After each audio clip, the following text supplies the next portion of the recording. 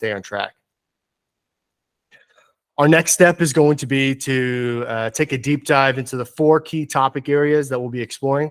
These areas are vital to understanding what it takes to be an exceptional leader. We're going to have many breaks in between these sessions, so don't worry. So please come and go as you need. You don't have to be here for the whole thing. Of course, we would love you to be, but if you have to take some leave, that's completely fine. We understand that there's going to be a lot of information to take in, and we really want everyone to be comfortable and engaged throughout the day. So take the time you need. Again, finally, we're going to wrap up with a summary of the golden nuggets, and we'll talk about what those are. We'll wrap up with some key findings from today's discussions. This will be an opportunity to distill really the most important takeaways from each of our topic areas today and ensure that we leave with a clear understanding of what it is going to mean in the future for the National Board for Leadership Certification.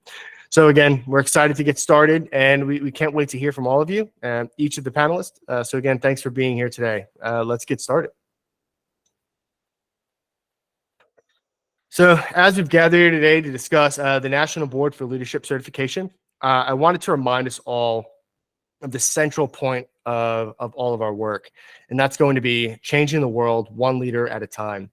And this really could seem like a lofty goal, but it's one that we can achieve together through our dedication to excellence in leadership, education, and training. So the National Board for Leadership Certification is at the forefront of this effort. It's providing a pathway for accomplished leaders to develop, retain, and recognize their skills and knowledge. But this certification is going to be more than just a piece of paper. At least that's what we really hope to strive for. This certification is to represent a commitment to ongoing improvement and growth, a dedication to success of our organizations and communities, and a belief in the power of leadership to make a difference in the world. So each of us has the potential to be a leader. Each of us has the potential to inspire others and to create positive change in our spheres of influence. And through the National Board for Leadership Certification, we can develop the skills and knowledge we need in others to do so with excellence. So let us be motivated by this idea that we're changing the world one leader at a time. Let us be inspired by the achievements of those who have earned the credential already and the impact that they're having on their organizations, their communities, and beyond. Again, let us be committed to our growth and the development, our development as leaders, knowing that we have the power to make a difference in the world among us. So as we delve deeper into our conversation and our discussions about the National Board, it's important to recognize the 3 things the NBLC does really well and brings to the table. These are the comprehensive standards, the adaptive nature of the certification, and the professional network that comes with being registered with the NBLC. First and foremost, the National Board is the most comprehensive leadership certification on the market. It addresses 5 different competency standards across 4 components of examination, which we're going to dive into today and ensure that they're meeting industry standards. And what it does is it ensures that those who earn this credential have demonstrated mastery of both or all knowledge, skills, and the ability that's going to be necessary to lead with excellence. But the NBLC is not a static certification. All right, it's adaptive. It's built for leaders by leaders, and the government is comprised of a board, an advisory group, and a council, all of which are dedicated to ensuring the program addresses the most in-need areas of the industry. This means that the certification is always evolving to meet the changing needs of the industry, and those who earn it can be confident that they're really at the forefront of leadership. And in proof of that adaptive nature, we're here today to ensure that this certification is adapting again for the year 2023 and beyond. Finally, being registered with the NBLC brings a professional network and credibility in the coaching and mentoring industry. The credibility comes with agreeing to work within a single code of conduct within the industry. This network provides a platform for collaboration and growth, allowing leaders to connect with each other who really share a passion for excellence in leadership. So together, these three things, comprehensive standards, adaptiveness, and a professional network, make the NBLC a powerful force for change in leadership education and the training industry, because they represent a commitment to ongoing improvement, ongoing growth, and collaboration, and this belief in the power of leadership. Catch my breath for a second. So, as we move forward in our discussion today, I wanted to really draw your attention to the 4 reasons that we're here today. With our core focus being that we're here to uphold the highest standard, certification for leaders by leaders, right? First and foremost, quality is our utmost importance. We owe it to the community and to candidates who put their faith in us to deliver the most comprehensive and rigorous certification program possible. And we must strive to ensure that those who earn the NBLC credential are truly accomplished leaders who have demonstrated mastery of knowledge, skills, and abilities necessary to excel in their roles. And that's not going to be the last time you've heard it. You've heard it already before: knowledge, skills, and abilities. So secondly, accreditation is critical, no matter how you look at it, right? We're required to ensure that there's a rigorous basis by which the credential is founded and assessed, and that it meets the highest standards of excellence. So we must constantly be evaluating and improving on our program to ensure that it meets these standards, and that those who earn the credential can be confident in its value and its worth in the industry. Thirdly, service is at the heart of what we do. We must ensure that we're upholding standards that we set forth. To uphold by creating the most comprehensive leadership certification program out there. This means that we must constantly seek out ways to improve and grow, to better serve our community and the candidates who put their trust in us. Finally, growth is essential, right? So in order to grow, we have to be willing to do what others are not. So we must be willing to push the boundaries of what is possible. We have to be willing to challenge ourselves, challenge the credential in the organization to be better, and to strive for excellence in all that we do. Only then can we really create a difference in the lives of other leaders and those who we serve, to uphold the mission of changing the world one leader at a time. So together, these 4 reasons are at the heart of what we do at the NBLC. They represent our commitment to excellence, to service, and to growth, and to ensuring that our certification program remains the most comprehensive and respected in the industry. All right. I know we've only been here for a few minutes, but we're actually approaching our first break. So before we break and catch our breath from the initial mission of NBLC, right? I wanted to take a moment and direct your attention to the website. So the website is going to be nationalboardofleaders.org, where you'll find an essential tool for our panel discussion today. So if you go to our homepage and you use the search bar at the top, you can type in the word TAG, that's Tango Alpha Golf panel, and you'll be taken to our in-house tool called Facilitool. And it's crucial that you use this tool today, because all responses, whether it's in recording of this conversation today on the live video, or it's submitted to this tool, all these responses are going to be used in our final report of this expert panel. And that's going to be submitted to the National Standards Institute and to the Department of Defense for standardization.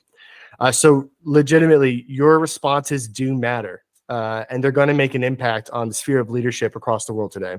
So during our discussion today, there are going to be times where we would like to continue a conversation, because someone has a really great idea, but for the sake of time, you might need to keep rolling. In these instances, I have to warn you, I may cut you off. And it might seem rude, and I apologize. But what I'm going to say is, that's a really great idea, but what I need you to do is capture that note in Facilitool. And so I'm going to direct you back to the tool, capture whatever you didn't say on video so that we can continue with our objectives and we don't spend too long on one topic, so we can accomplish everything we want to in the next 4 hours. So finally, I also, if you're on the page now, go to the bottom of the page and you'll see a really great note. and I wanted to draw your attention to that. You'll find a special message from the National Board themselves. So as participants of this panel, the National Board believes that your significant contributions to the entire community of leadership practice today will make you eligible for induction into the Honorable Order of St. John Baptist de la Salle. So at the end of the panel, a tag member is going to review the names of those who submitted. So that is you all, if you submit your name for nomination, and you will be submitted for induction on the June board. Now, many may ask, what is the Order of St. John? So the Order of St. John recognizes significant contributions in the field of leadership, mentorship, and education. An induction includes receiving a digital badge, a medallion that looks very much like you see on the screen today for the Bronze Award, a lapel pin, which both Ken and I are wearing, and a certificate, as well as the honor and the ability to nominate others for induction. And I think that's something truly special. This order is something that recognizes the very best in leadership and community service. To me, at least, being part of this order meant something special. It means that you're recognized as an accomplished leader in your community. It means that you've dedicated your time and your effort to making a difference in the lives of those around you. And it means that you're committed to the values of service, compassion, and excellence. And it's not just about the recognition, because we're all leaders. We don't do this for recognition. But being part of the Honorable Order is about so much more than that. It's about joining a community of like-minded individuals who share your passion for service and leadership. It's about coming together to make a real, tangible difference in the world. And so why should you want to be part of it? It's simple, because you have what it takes, and that's why you're here today. You have the leadership skills, the dedication, and the commitment to make a real difference in your community, and you have the passion to serve and drive to succeed.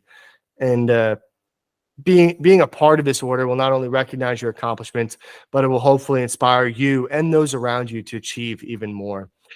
So if you're a leader who's committed to making a difference in your community, if you're someone who wants to be recognized for your accomplishments and wants to join a complete community, then just go ahead, fill out the form at the bottom of the Facilitool page, and we can recognize you. To learn more about the order, if you log on to the website, you can select at the top of the page. It'll say, St. John. You can click on it, read about the history of the order. The Facilitool page has a short form. You only have to complete one page versus the 4-page nomination that's usually required for others. All right. So that's it. That is the first section of this panel. You've received the history of the NBLC and kind of what we're here to do today. So what we're going to do right now, it is 16 after the hour. We'll take a 5-minute. We'll reconvene at 21 after the hour, and we'll get started with today's objectives. All right. Thank you.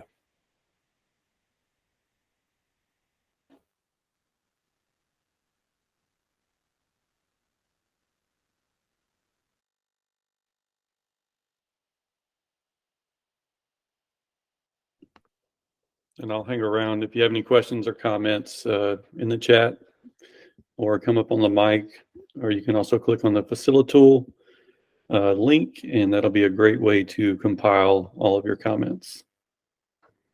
But I do genuinely appreciate everyone's time today. Usually, as a leader, you're very busy, so I appreciate your time today.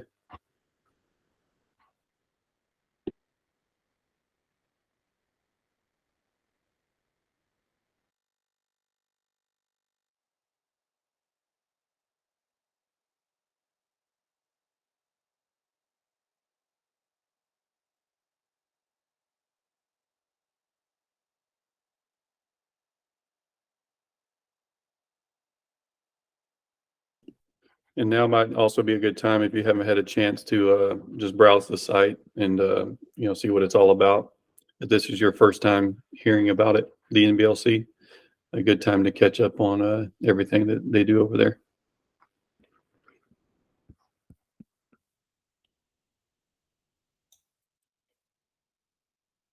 While we're waiting, I can go ahead and kind of show some people around the website.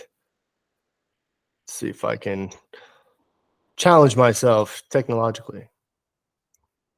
Uh, let's see. Yep. Okay. So this is the NBLC website. Familiar video. If you're here for the opening, you can click on a few links here. But what I'll bring your attention to is the search bar. If you type into the search bar tag panel right here, it will take you to a blank page like this. Go ahead and click on tag panel discussion responses, and there is Facilitool. What you're going to do is you're going to type your name, your email. It's only required for the first time you submit it. Go ahead and select your question from the drop down. If you have a golden nugget, which is an item that is not a question, but you feel it really needs to be captured, select the golden nugget, type your response, and click submit.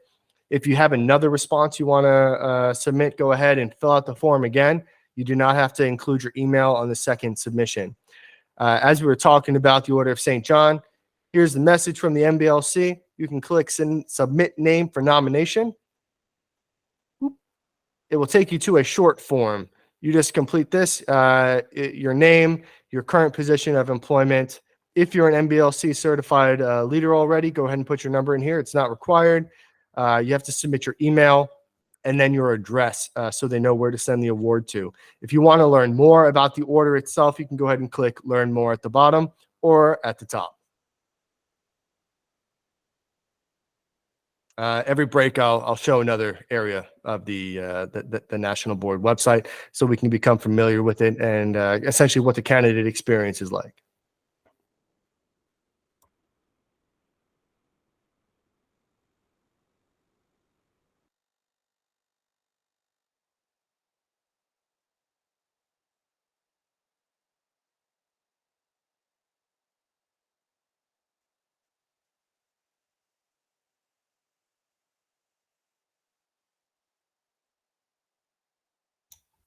I always enjoy doing some shout outs. We did some earlier in the beginning. Really excited to see Wayne Iron. He's the director at a health center. Fantastic leader. I had the honor and privilege of working with him when he was on active duty, and now he's still changing the lives of thousands as a leader in the healthcare industry, civilian sector. Aisha, who's on the line with us, Aisha Smith. Again, another fantastic health industry leader. We've recently had the privilege of working with her. Charles Livings is an ATP in the leadership sphere, and again, honored to work with him. All right, so we're going to get started. It's now 11:21. We were going to continue with our presentation. All right, today's expert panel. It's going to be focused on 4 key topic areas. 1, employment. 2, components of certification. 3, recertification. And 4, assessment measures. So during our discussion, we'll be addressing 8 specific questions that will help us gain a deeper understanding of the importance of certification and its impact on the workforce, which is really what accrediting agencies want to hear back about.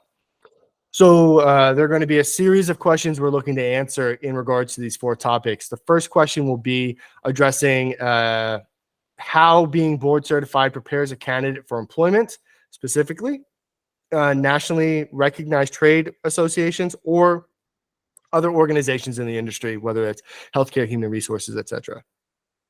We're also here to explore how the credential fulfills a need in the civilian workforce. And if it does fulfill a need, to identify civilian occupations that leadership certification will be linked to. Additionally, we will discuss the specific tasks, knowledge, job duties, and skills that are measured by the NBLC assessment process. My apology.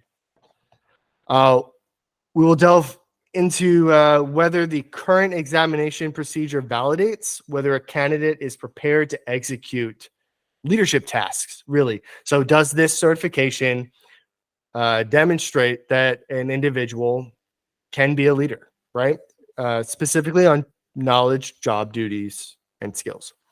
So another important topic of discussion is the components within the certification that must be recertified and whether continuing education is going to be essential for maintaining the skills of the certification.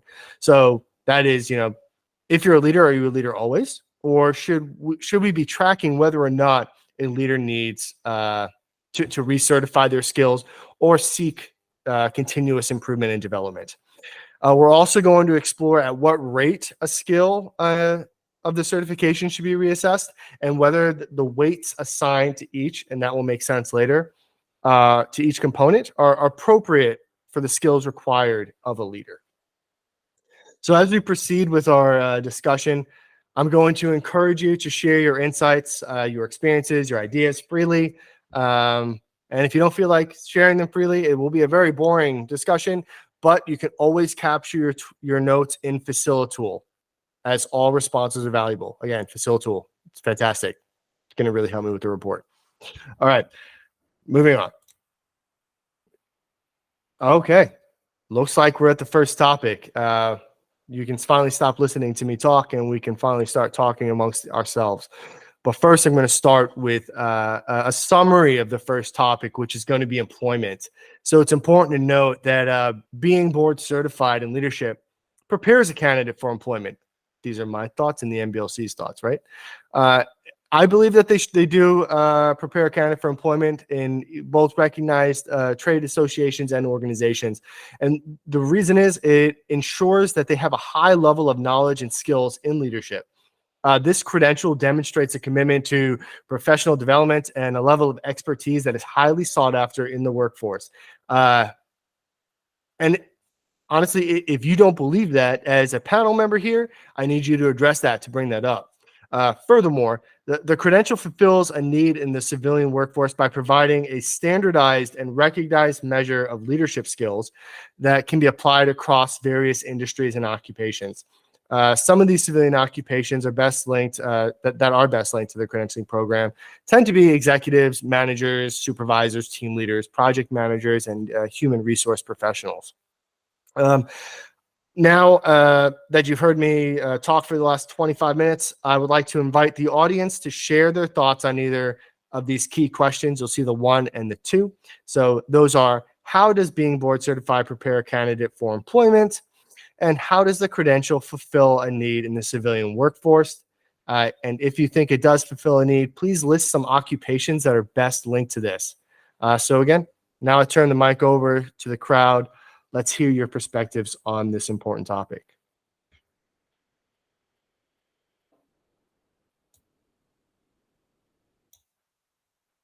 Okay, so I guess I will start with first.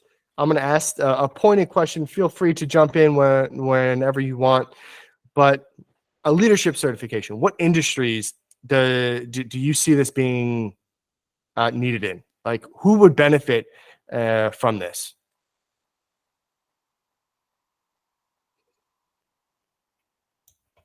Kenneth, who do you what are some industries that would benefit from having their leaders certified, or to verify that the people they're about to put into leadership are capable of leading? Yeah, I think it's proof of concept, medical field, of course. We have, of course, Wayne here, a giant in the medical industry. And of course, the military, we do get a lot of training in the military. But I think not specific like this, that could help in this area. But another way to frame it, or as people come up with how to frame this question in their mind, it may be, think about any board, a medical board, if you're a realtor, the realtor board. What do these certifications, how do they, being a member of that board, how does it prepare you to be a professional in that lane? So this is just the same thing. So how does being a part of this leadership board prepare you for that employment? And there's always a saying in the military, well, it's probably everywhere, that professionals self-manage, or they manage themselves. That might not be the right term, but anytime something goes wrong, or like leaders have struggles or trouble, there's a whole community, a whole certification, a whole board to back up what kind of the ethical concerns that you deal with. That's a big part. Like again, I use the example of the board of realtors. A big portion of that is of the ethics standards that they bring to the table.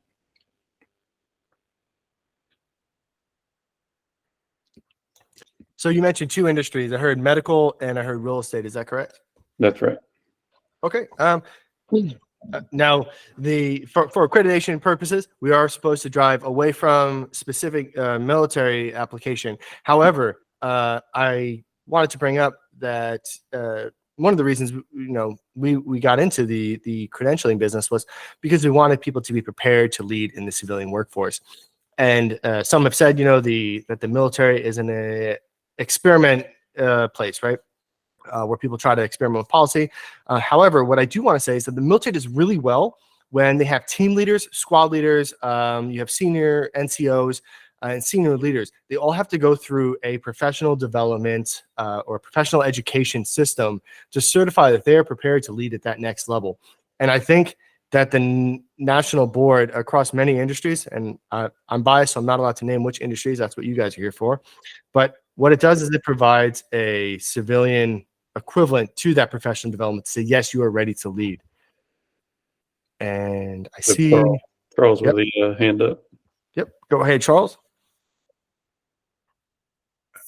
My apologies. I'm trying to get the technology to work the way I want it to, and it's it's a challenge for me.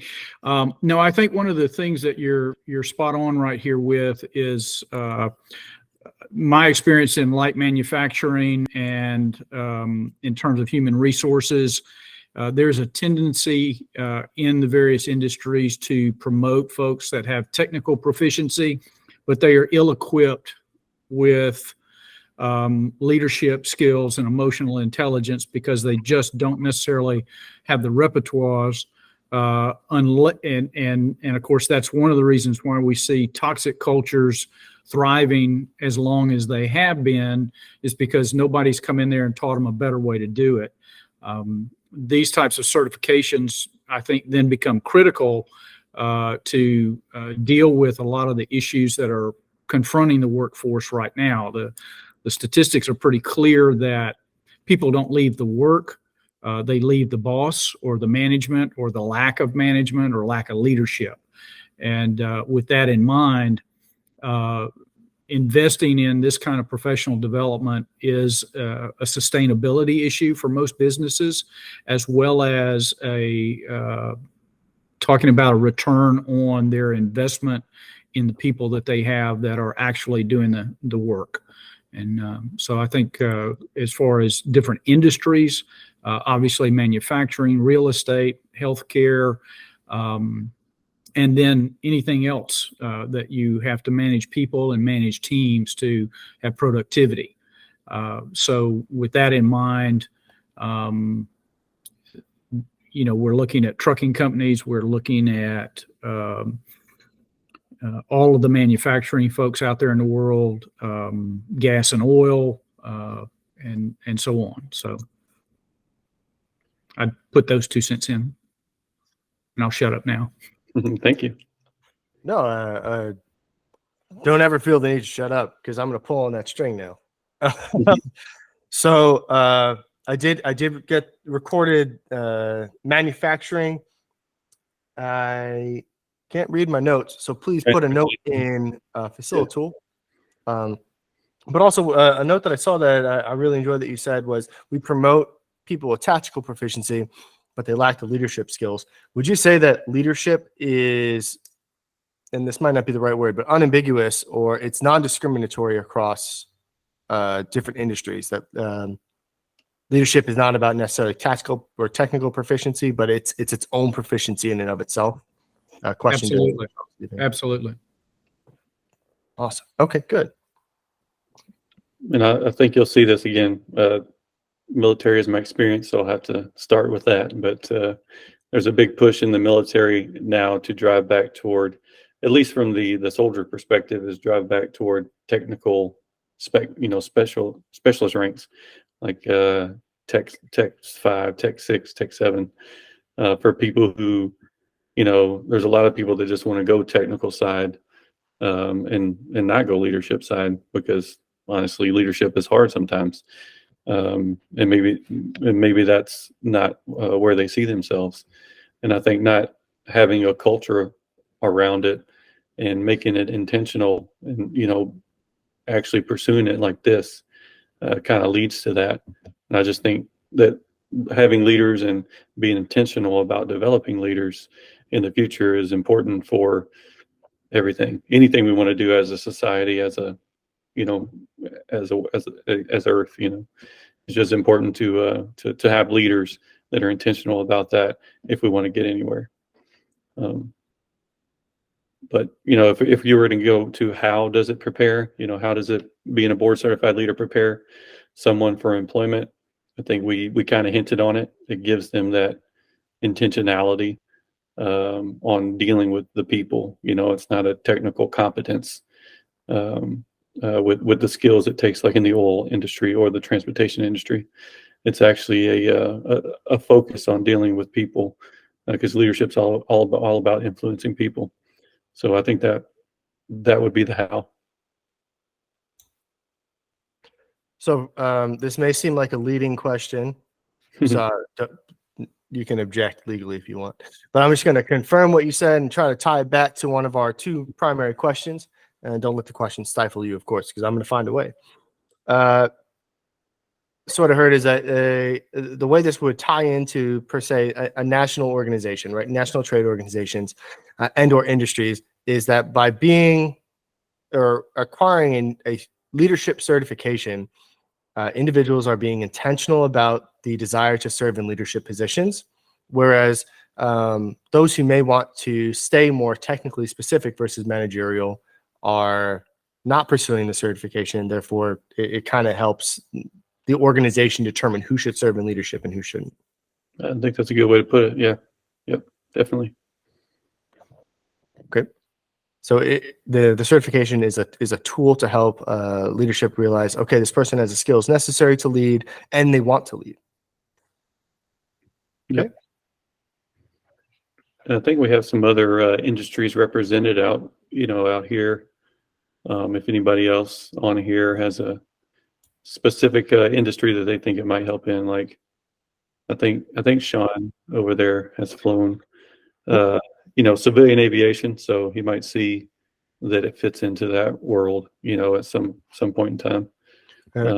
Now that you called that individual out, we'll give him a minute to form a response, and we have Mr. Iron's hand raised, so we'll let him speak. Go ahead, sir. All right.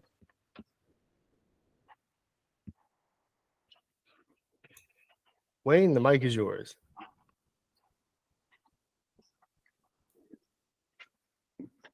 He's trying to find the button.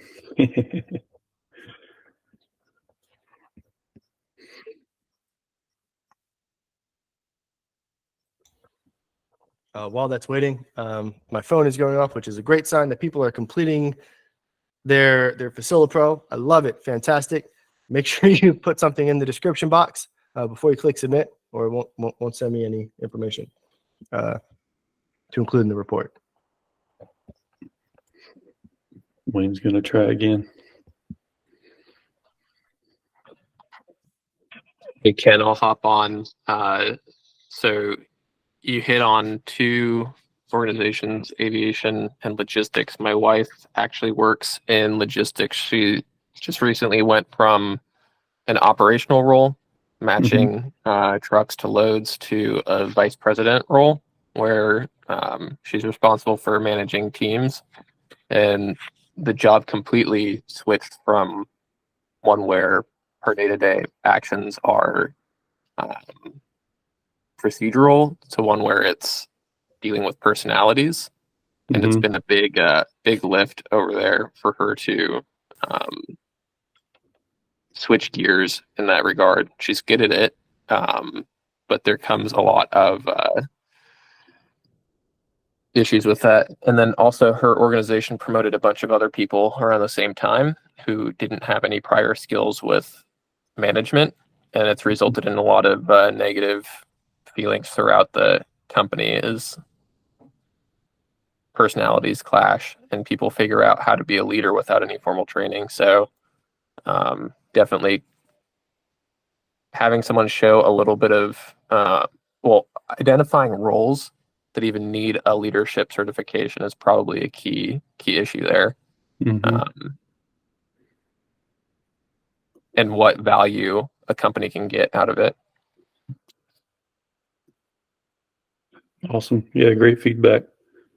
I appreciate that.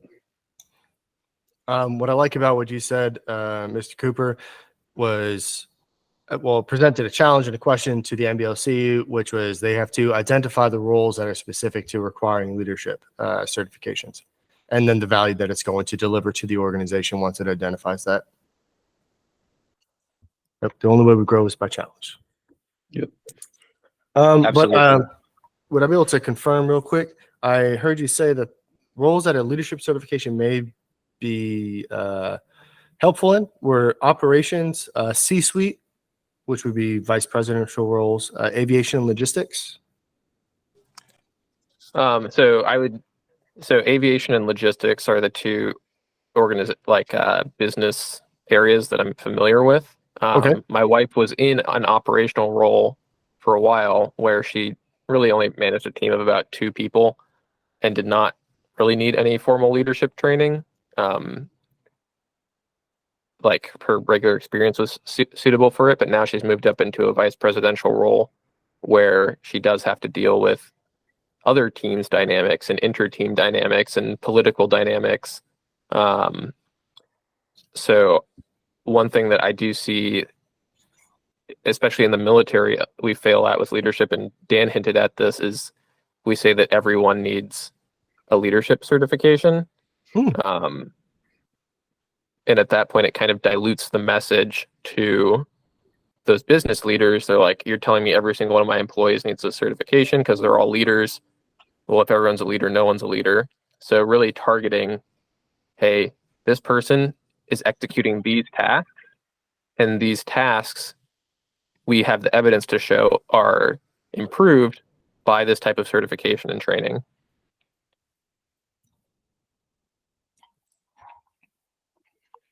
And I do see Wayne's hand raised. And Mr. Cooper, that's a brilliant topic, especially because you bring it up in the military. Talent management is a huge thing. And I think you're correct. Not everyone needs a leadership certification, and that we should be specific about those who do. And I think that's going to be an important message to capture in the report that we do submit to both the DoD and the National Standards Institute, that this certification is not going to be for everybody.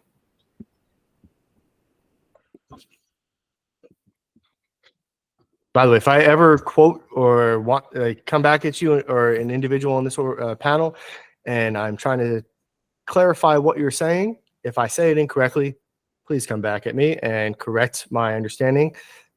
Because again, what I'm trying to do is simplify it for the report on the recording and then in my own notes. And then if I really can't understand it, throw it in Facilitool. Okay, Mr. Iron. Can you all hear me? Yes. Gotcha. Awesome. Yeah, I got to be smarter than the device. My apologies. Like you guys were saying, I work for an academic healthcare organization in Oklahoma. And this organization, it looks highly on national certifications of some form or fashion when they're choosing either promoting within or looking for outside candidates to fill critical roles in our organization. And why I say this, because I had a personal experience this week. I was looking for a senior clinic manager in the GI clinic, the PEDS clinic, and I had a great candidate. She's been with the organization 16 plus years. She's really smart. She's a medical assistant. She's good at her job. She knows the specialty. However, what wasn't the selling point, when she went through the interview process, was she didn't have managerial experience.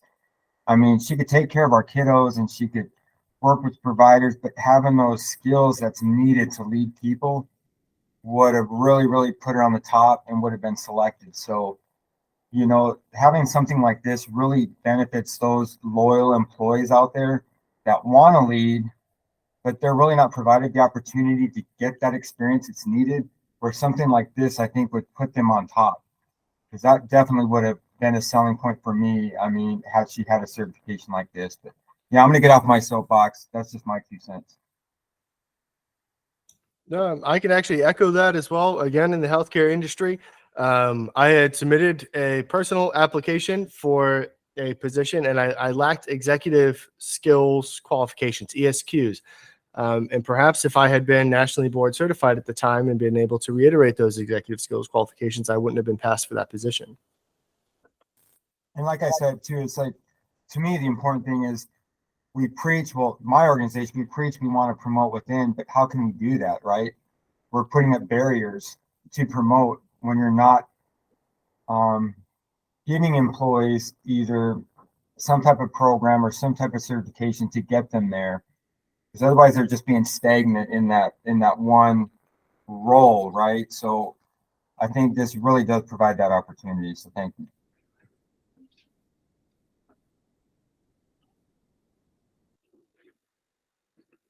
Definitely.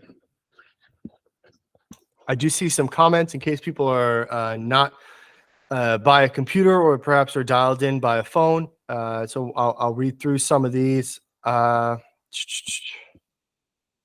Mr. Charles Livings mentioned that the banking industry and the education industry, grade school through collegiate levels, would be a industry that perhaps could benefit from a leadership credential. And that's what we have on chat. Ken, I'll go through some pointed people, and don't feel obligated to speak up. I'm just going through our list. Ms. Litfin, is there anything you have to contribute? Hi. So I was thinking, like, not only is a certification a benefit to further develop leaders, but to hone in on skills with what is going on around us. So a lot of times we develop our leadership traits or our styles from our leaders, whereas this is offering a kind of instruction or certification on a broad, open style of all styles of leadership, not just what you're used to or how things are done, because people tend to develop traits from their previous leaders or what they've experienced, where this is going to bring kind of all of that and not just kind of keep you in a certain realm.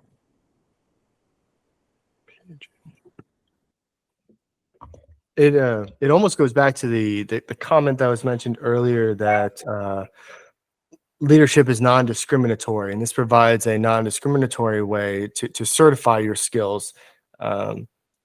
And in this instance, I believe the discriminatory factor would be that because you don't lead like me, you're not a leader. Right, and this brings kind of your ability to see, apply other leadership styles, learn about that, and kind of focus on what type of leader you are, and further develop that. And having, again, the emotional intelligence and be able to adapt and incorporate other styles of leadership. This will definitely be beneficial to make you and make us better leaders collectively. I do hope you stay on the call, because later we're going to address one of the components of this certification, which focuses on reflection and reflecting on your own leadership style and how you're able to employ that and change either your leadership style or the organization around you to influence effective or influence change. Okay. And again, don't feel obligated to speak. Miss Aisha, do you have anything? Yep, there she is. All right. Thank you for that. I've been listening intently and multitasking. So good morning, everyone. My name is Aisha Smith. I am just wanted to say thank you for being invited to this forum, and just wanted to kind of echo some of what Ms. Litfin was saying earlier, is that, you know, we're kind of, I tell people my leadership style is based on how I was raised to be a leader. And now it fits, right? And it's comfortable. And it's unlike most people's, I think, in my particular industry and in what I do. But having a certification behind you to kind of legitimizes you to folks that don't know you, don't know your personality, don't know your style, right? it's a good way to equalize the battlefield. I tend to have to explain my background and my my what I've done professionally, but I really think that a certification, just those letters, sometimes that's all that you need to shut people up. So thank you for the invite, and I'll continue to listen in. I really do appreciate that insight, especially as we continue to dive in through what is required to become NBLC certified. It's a very rigorous process, and that is why the letters are respected, kind of as you said. Also, your hand is raised. If you want to put it down, that would be great, Ms. Aisha, unless you had more to say. It helps with us managing. My apology. I'm also technologically challenged. I apologize. Ms. Casas or Mr. Casas, do you have anything you would like to add?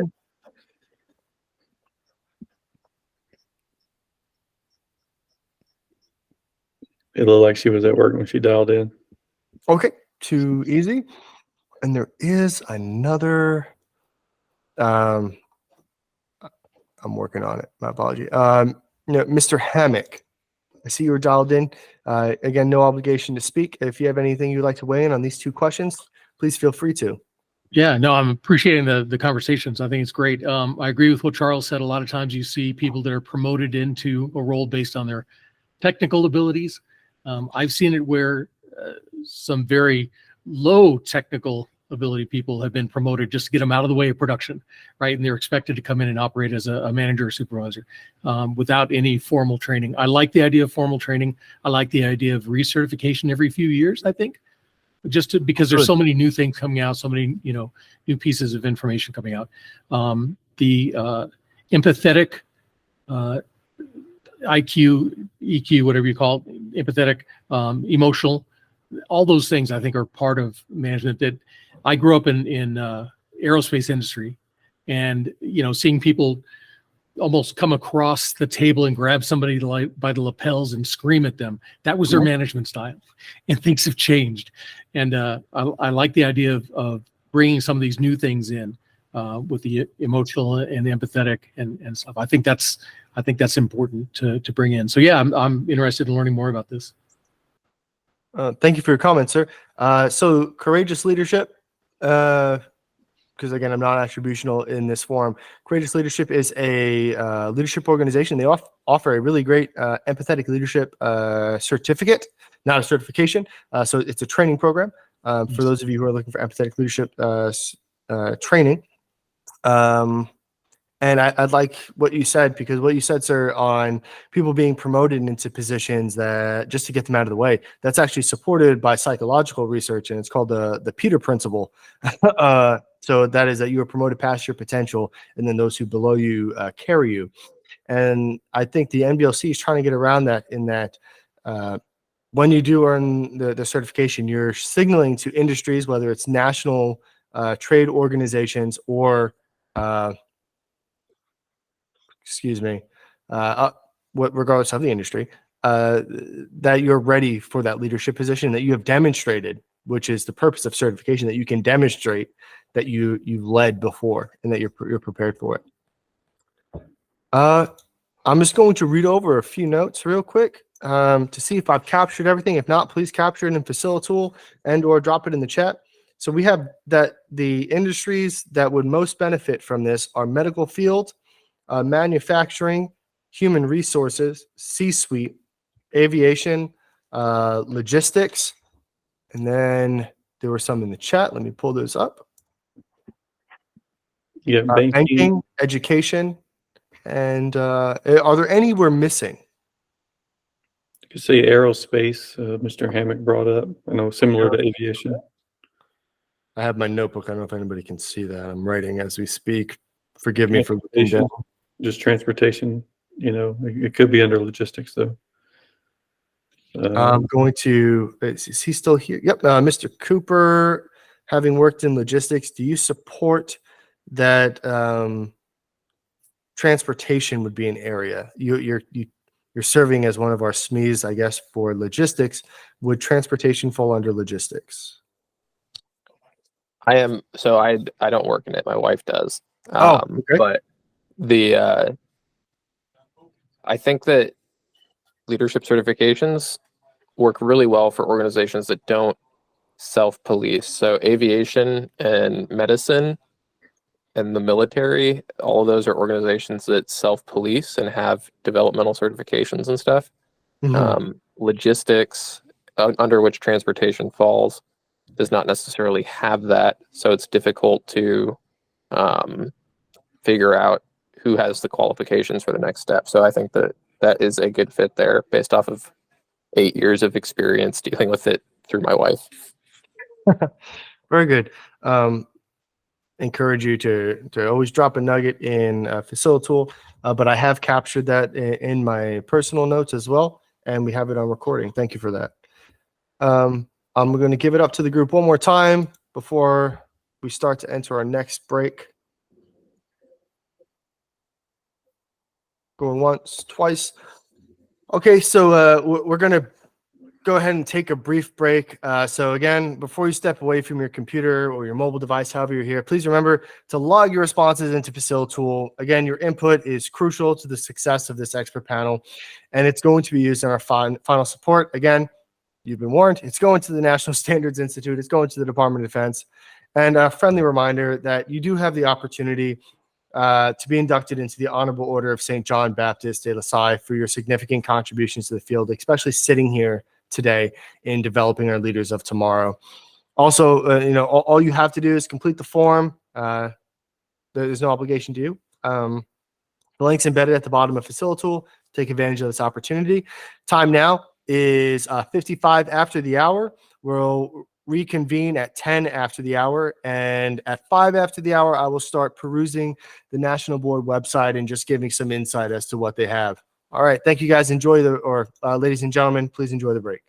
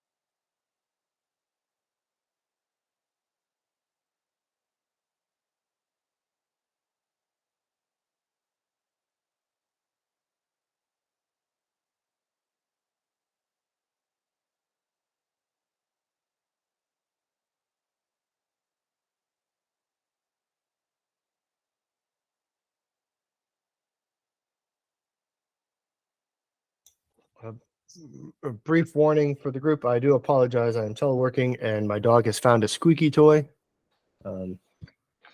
Okay, you've been warned.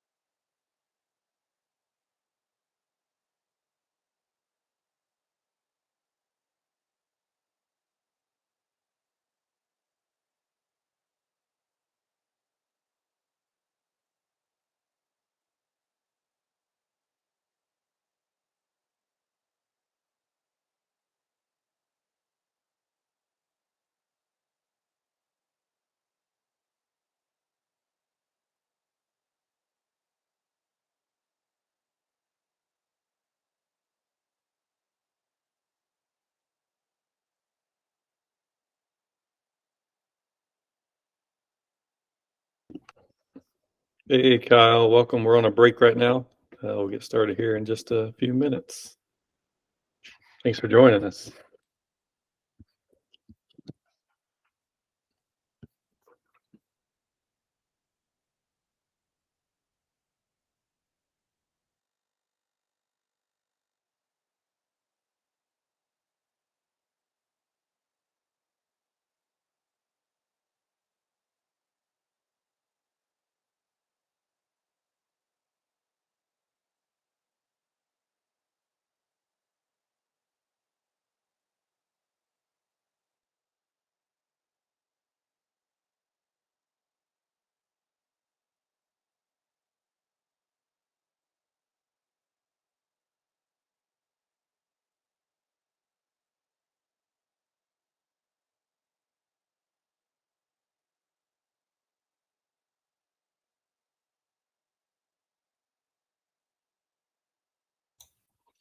All right, Carmelo here. For those of you who are still here, we won't convene for another 6 minutes, but I'm taking you through the National Board website.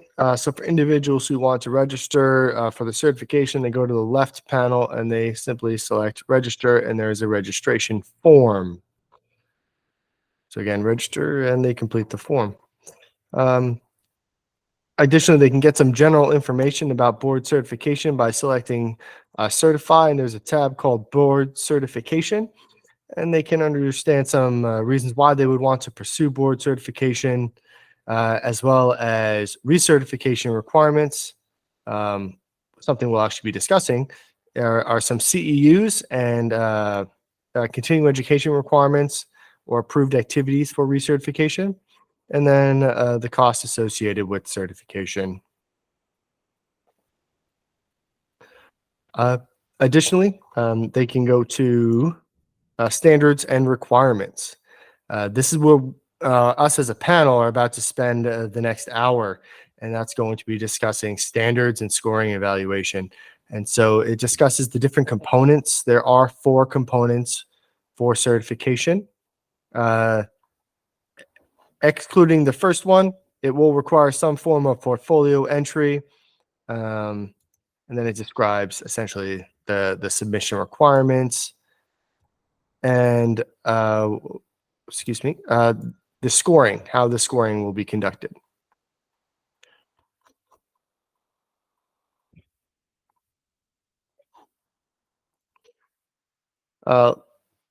Last on this tab, they have a candidate portal. So once they do register, whether you're a registered candidate or you are an assessor, so let's say you're an ATO or accredited training organization with the NBLC, and you've been selected to assess another NBLC's packet or portfolio, you can log in here, and it brings you to either the assessor's portal or the candidate's portal.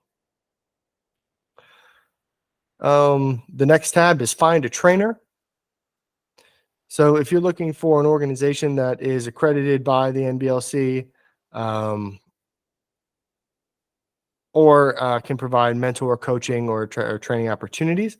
You can go ahead and select it. ACSI is one of those organizations. Organizations who partner with the NBLC receive a page for their membership. Additionally, they get a tag stating which type of membership they have, and the applicant can select contact us for training and complete a form, and it notifies that training organization. Next tab is the accreditation request. So this is for organizations seeking to have their leadership programs accredited by the NBLC, and it goes through the different requirements for accreditation and the submission deadlines for their packets. There are 3 different types of accreditation: training providers, government institutions, and mentors. And then you can start your accreditation process by selecting the button at the bottom.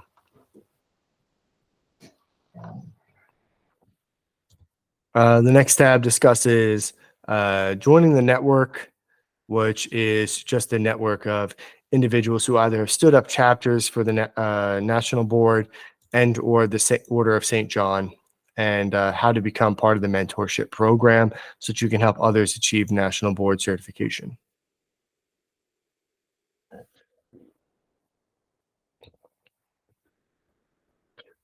The next tab is the Order of St. John, and we've kind of discussed this already.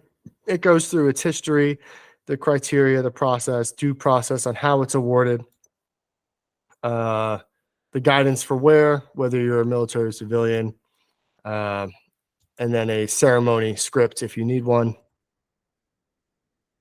as well as the submission deadlines. So those participating in this panel will be submitted for the June board, which will meet on 2 June.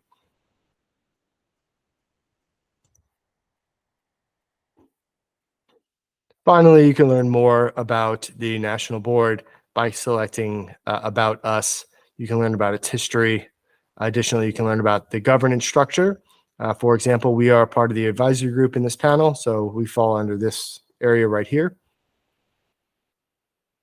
as well as its policies. And I guess you can select the bottom one if you want to learn more about working for the National Board. Okay, and I will break for another minute and we will get started shortly.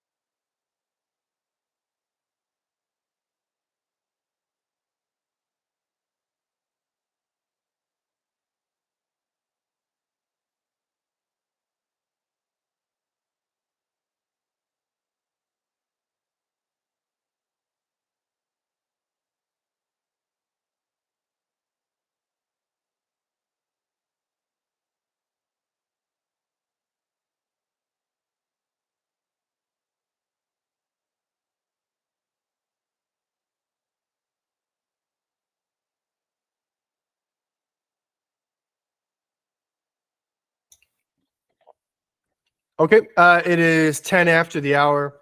So now we're going to dive into topic 2, which is focused on the components of certification. So there are 4 components a candidate has to complete for certification. So of the 4 components, one is going to be an oral exam, because it's a great way to assess an individual and essentially their intuition, we'll say, as a leader, right?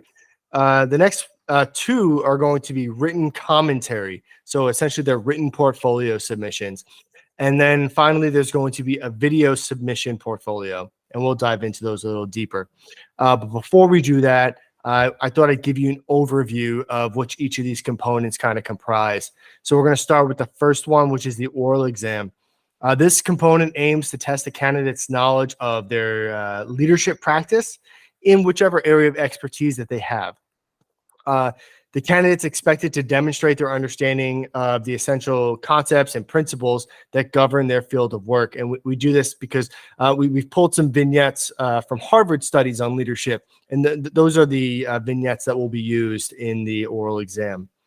So in answering the questions presented during the exam, the candidate's expected to showcase their ability to think critically and really analyze problems related to their area of expertise. So moving on to the second component, which is titled or short titled development. This component aims to assess the candidate's ability to apply their knowledge and skills in advancing themselves and/or others.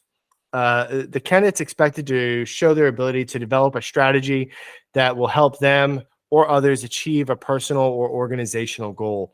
This component also evaluates the candidate's ability to evaluate and adjust their strategies as needed to achieve success. Next, the third component, which we've short titled execution, which captures the execution of leadership practice. The component measures the candidate's leadership and counseling practice throughout the development and execution of a plan. So the candidate's expected to demonstrate their ability to manage and to motivate a team towards a common goal. This component also assesses the candidate's ability to counsel a team member and provide feedback that helps them grow.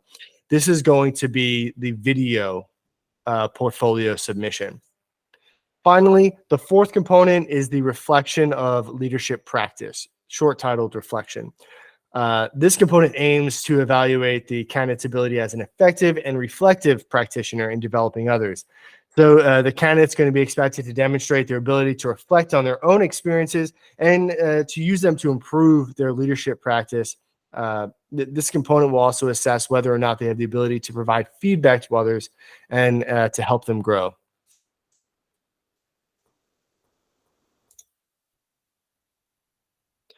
So now we're going to take a deeper dive into the first part of this component or this topic, which is the first component of certification, the oral exam. And I'm going to start by giving you a synopsis and summary of this before we dive into it. So this component is called, the oral exam, and it deals with content knowledge. It's computer-based. It's going to be live, virtual, in that the individual will log into a platform, whether it's Zoom or Google Meet, and what we're going to do is we're going to measure the candidate's knowledge of leadership practice in a specific area of expertise. To be successful in this assessment, candidates must demonstrate their knowledge of developmentally appropriate. So if you're a C-suite, appropriate knowledge for that. If you're a team leader, appropriate knowledge for that or understanding of that. Content that's going to be necessary for leading across their community. The content knowledge assessment is going to be broken down into 3 vignettes. There we go. And candidates are going to be required to respond to each of them based on the designated content area described in the scoring criteria. The scoring for component 1 will account for 40% of the total score for certification. Again, that's 40% of the total score. So it's a really critical component in the assessment process. And as we continue our discussion on this topic, I want you to keep in mind the 2 questions that we're really here to answer in regards to the component. The first question is, which specific tasks, knowledge, and job duties or skills are measured by the NBLC's assessment process for component 1? And does the current examination procedure effectively validate whether a candidate is prepared to execute these tasks? I'm going to go ahead and copy these questions into the chat, and then I will turn it over to the group to start providing some feedback. Okay, they are in the chat. So again, question 1 is, which tasks, knowledge, or job duties and/or skills are measured by this assessment? And the second question is, does the current examination procedure validate whether or not you're ready to lead? And I will start with Kenneth Danos. I'm popping up. I'm ready. So I think this, speaking verbally, obviously test your ability to communicate. I'm gonna get some more here. So communication, I think also, how can I say it? Presenting a vision, explaining a goal, ensuring effective, understanding of something. So active listening, of course, is a skill that I think you can test through this communication effort. And then, of course, like presentation skills. How they present this answer, and how influential they can be in that. Are they using proper methods of influence to in that situation? So those are just some short answers there. I really did like what you said about active listening, communication, presentation. They all kind of circulate around the skill of communicating. And I can imagine that many individuals in the audience can attest to a leader that they've had in which they try to turn over a product. Let's say we're simplifying this, right? And that product gets turned around 5-6 times because the leader, it wasn't a failure on the individual acting on the intent, but the leader's failure to communicate the intent. And so having an oral exam does test on the leader's ability or the candidate's ability to communicate effectively, whether that's through intent or through explanation of how they're answering questions. Yeah, and then I'll echo Ms. Litvin: communication, direction, understand, and able to explain process from start to finish. So a logical, processing in your mind. How do you process this vignette that you've been given, and how do you answer it? And then, yeah. Direction, process.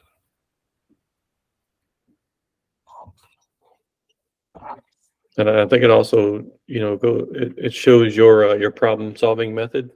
There's probably a default problem solving method that a lot of people go with, and you can tell if it's intentional usually when they experience a vignette. Do they have a philosophy, that they fall back on, a leadership philosophy, or from my perspective, like if you have to punish someone for something they've done, do you have a philosophy on that? Like in the military, UCMJ, do you have a philosophy where you can, anytime something happens, you can reference, something a mantra that you have or philosophy that you have written down and that you use as a guide? And what is that guide? I can attest the leadership vignettes that are proposed by Harvard do present some interesting challenges to candidates that will stress whether it's, you call it a leadership practice or their leadership philosophy. And it will put them in interesting situations that will require them to answer in ways that, whether it'll test the boundaries of some of their comfortability, if that makes sense, which is important for a leader, because we need them to be able to, we should be able to assess whether, how they're going to perform in comfortable and uncomfortable environments. We have another comment in the chat from Mr. Livings, Charles Livings. One school of thought is that if you cannot explain the concept and articulate implementation based in an experience, then you don't truly understand it. And I agree. It kind of goes back to Occam's razor again. So I know it said doctor on the first screen. I'm a psychologist by trade. And so being able to simplify things and or articulate them is a true means of understanding. So if I have to go back to the question initially, so if we're to turn this into a knowledge, skill, behavior, attribute, or ability, this would be testing understanding. Would you agree, Mr. Livings?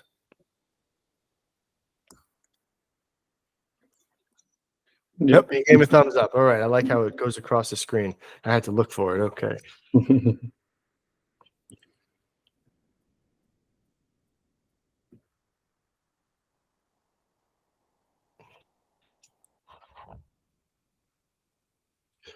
Well, being as the audience is quiet, maybe we should, oh, there it is. Ability to explain why. So this is from Ms. Litfin, Laquan Litfin. Ability to explain why. Their leadership style due to past experience or culture.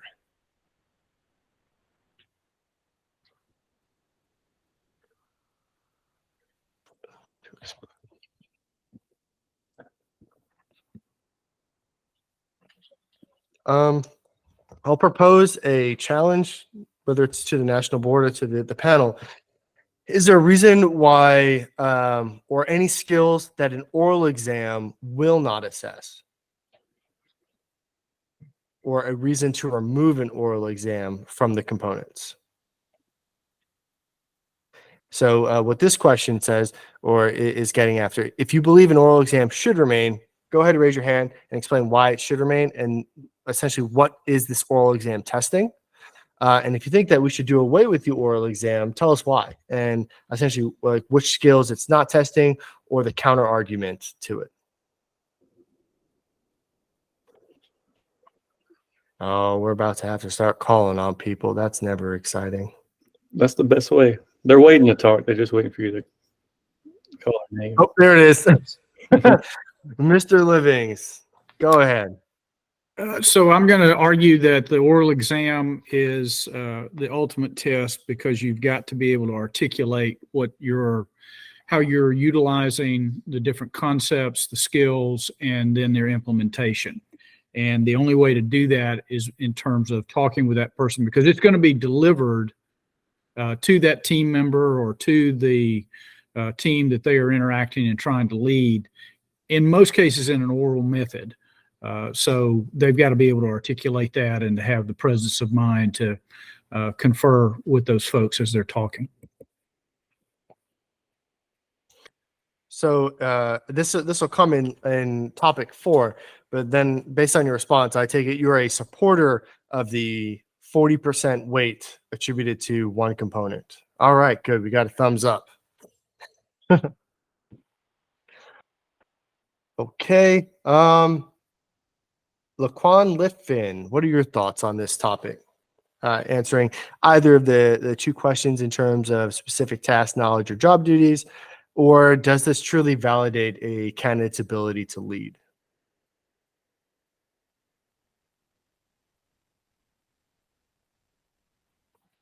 Okay, Ms. Litfin's microphone is not working, so we're going to go ahead and I'm going to pick on Mr. Rodas, whom I missed in the first topic. I do apologize, but he did utilize the facility tool. Nice. Mr. Rodas used the chat function.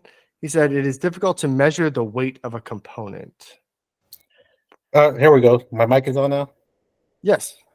All right. The only reason I'm saying it's hard to measure the weight of this current component without actually reviewing the other components. So I would like to. I would speak more once I hear from other people and the other components and see how this oral exam would actually fit. But I definitely like the oral exam component, as it was mentioned before, on how you would have to be able to articulate in specific different forms all the time, depending on what type of leadership will be needed. All right, Mr. Rodas, I'm going to put you on the spot, and I do agree we should wait till topic 4 to really address the weights. But I'm going to put you on the spot in that if you were to name your top 1 to 3 knowledge, skills, behaviors, or attributes, abilities that that an oral exam assesses, which would those be? Wait, say that again.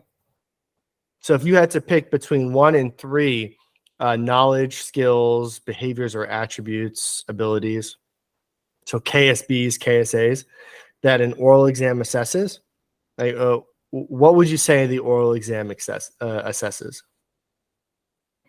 Oh, definitely the communication portion. Okay. Because not everybody could communicate Effectively. just like body language is a form of communication, right?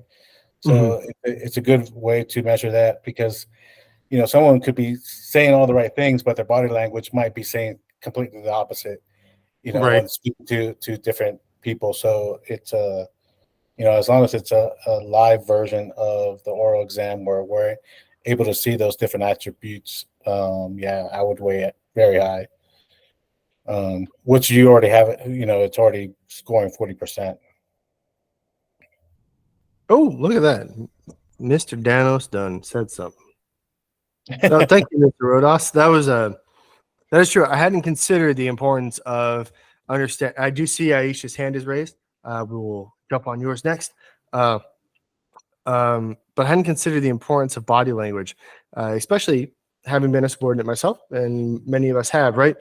Where our leader is saying one thing, but they're portraying another, and being able to communicate both body and well, verbal, because words mean things. Intent is going to be important as a leader. I am going to take a second just to write this down. Mario inspired me. He made me think some more, so I wrote some more notes. It's actually great that you said that, Ken. So, Ken, in case you're listening and you're not on the actual live version, it says Ken Dennis wrote cognitive processing, emotional intelligence, care, and compassion for others. This is actually very important. In fact, even as a psychologist, we had to take an emotional intelligence exam.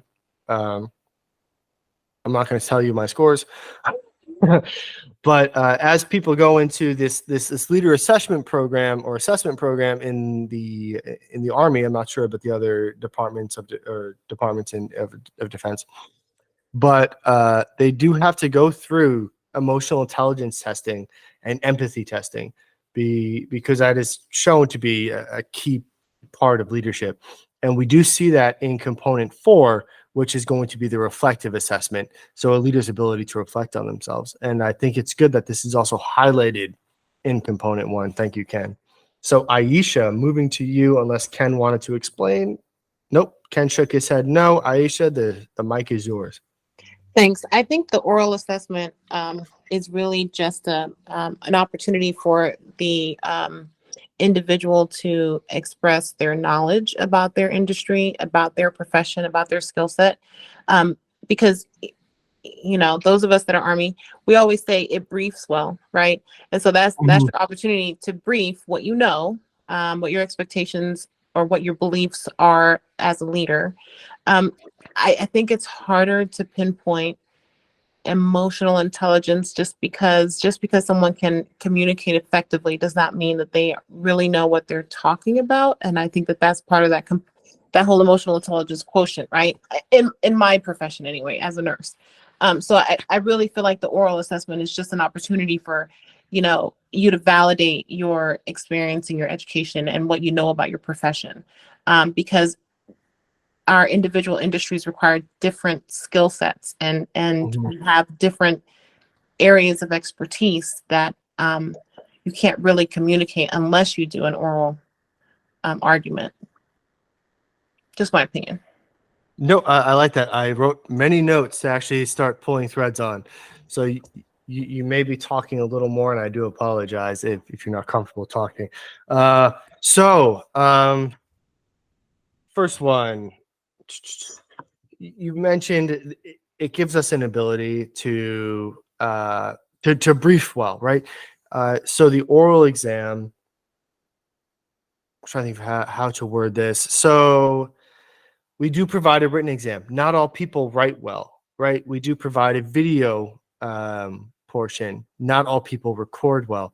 So the oral exam is another version or another means for people to communicate that, whether it's through psychometric testing due to some groups performing better than others, but it's another means for people to showcase their skills. Do you agree, Aisha? Yeah, absolutely. And like I said, because we're coming from different areas, different industries, right? My strong suit may not be someone else's, but an oral assessment gives me the opportunity to explain to you what my knowledge, skills, and abilities are. because they are going to be vastly different from somebody, let's say in logistics or some other industry that I would know nothing about. So it's kind of, in my opinion, it's a great equalizer, right? Because it gives you the opportunity from your background and from your perspective to explain your expertise in that particular area. Yes. I'm going to, and now I'm drawing implications. I'm not quoting. For the first question, which says identify your KSBs or KSAs that are, tested by this. What you're saying is that because it's an oral exam, it gives people the chance to highlight their KSBs or KSAs that are uniquely specific to their industry because this is a generalized leadership certification. Definitely. Perfect. Yes. All right. Fire. That's great. That's going to be a good nugget. I consider that a golden nugget. If you use Facilitool, please go ahead and include that in golden nuggets. Otherwise, I will read my chicken scratch in my notes. Let's see. I think I had another topic. You did challenge, and not in a bad way, that the oral exam is not necessarily a great measure of emotional intelligence. And the reason I'm bringing this up is because if I'm going to report that this is a good, a good assessment of emotional intelligence, I need both you and Ken to discuss whether essentially your points of view as to why an emotional or an oral exam is good for emotional intelligence. So, well, I would argue that it's not. I think, I'm not going to put out there how old I am, but I've been in this game long enough to know that just because someone can communicate effectively does not mean that they are personable, right? That they know how to lead people, that they know how to get people to do the menial tasks that no one really wants to do. So I'm not sure that should be the focus on that on an oral assessment. I think that you really have to have some leading questions and some probing questions that will reveal someone's emotional intelligence quotient better than just presenting what they know about their profession, right? I can make it sound like I'm Florence Nightingale and suck as a nurse. You wouldn't know, right? Especially with ChatGPT. Exactly. So I think maybe you shouldn't lean on that particular aspect of the certification as a way to measure emotional intelligence. If it's a combination of other things, perhaps, right? It gives you a little more insight into that person, into that candidate. But solely relying on an oral presentation, I'm not so sure that's going to be sufficient. Right. And again, so if I start pulling the thread on stuff, this for anyone in the panel right now, that's because it was brought up, and I don't want the DoD or the National Standards Institute to come back and say, hey, you never resolved this. So this is this emotional intelligence discussion is based on us resolving whether or not we should include it as a KSB. So Ken, I guess the floor is yours now on whether or not this should be included as whether emotional intelligence should be included as an item that is assessed by the oral exam. Yeah, I think I can agree with Aisha that the primary purpose of this is probably not to test emotional intelligence. I think from my perspective, what I see is the oral presentation of knowledge or answers, especially when it's a question they aren't prepared for. So for example, you go to a promotion board in the military or some kind of board where you have to answer a situational question. I see that people who are more successful as a leader handle those situations better emotionally.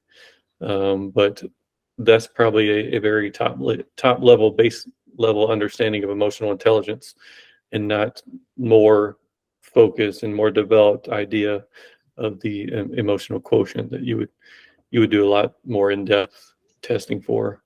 I know I'm supposed to be arguing against Aisha, but I agree with her. No, that's good. That's great. And that's one of the reasons why you're on the panel right now, Dennis. And that is that you've already demonstrated and proven your ability to be a leader. And a part of being a leader is being able to yield to evidence, right? And Aisha has her hand raised. I'm sorry, I have nothing else to say. I'm just pushing buttons. Sorry. Oh. So I just want to make sure that I capture this correctly. Communication is not equivalent to emotional intelligence. Is that correct from both of you? Correct. Correct. Okay, good. That's what I have in my notes. That's what's going in the report. Is there anyone else from the audience that wants to weigh in on this conversation on communication and emotional intelligence? Give it a couple seconds. Okay. Well, as we are, I think we already called on Mario. Mr. Livings, I have to call on you. I apologize. You're one of our panelists now. So, KSBs, KSAs, knowledge, skills, attributes, abilities, behaviors that an oral exam will test. If you had to call out your top 1 to 3, what would they be? I would say perspective taking. Perspective. Okay. I would say vision, Oh, that's and then ability to apply the concept in a real world setting.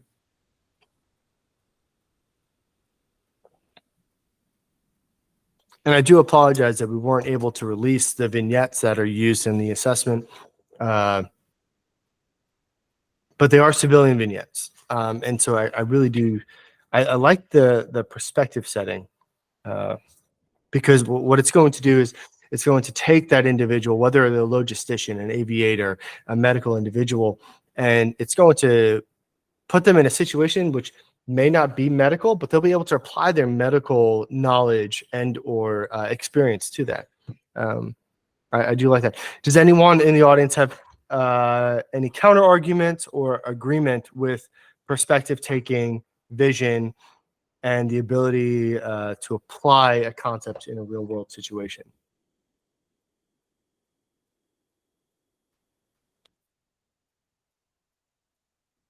Okay. And then Kenita or Miss Casasas, is there anything you would like to add in terms of which 1 to 3, if you could name any, KSBs or KSAs, knowledge, skills, behaviors, knowledge, skills, attributes, or abilities that an oral exam assesses?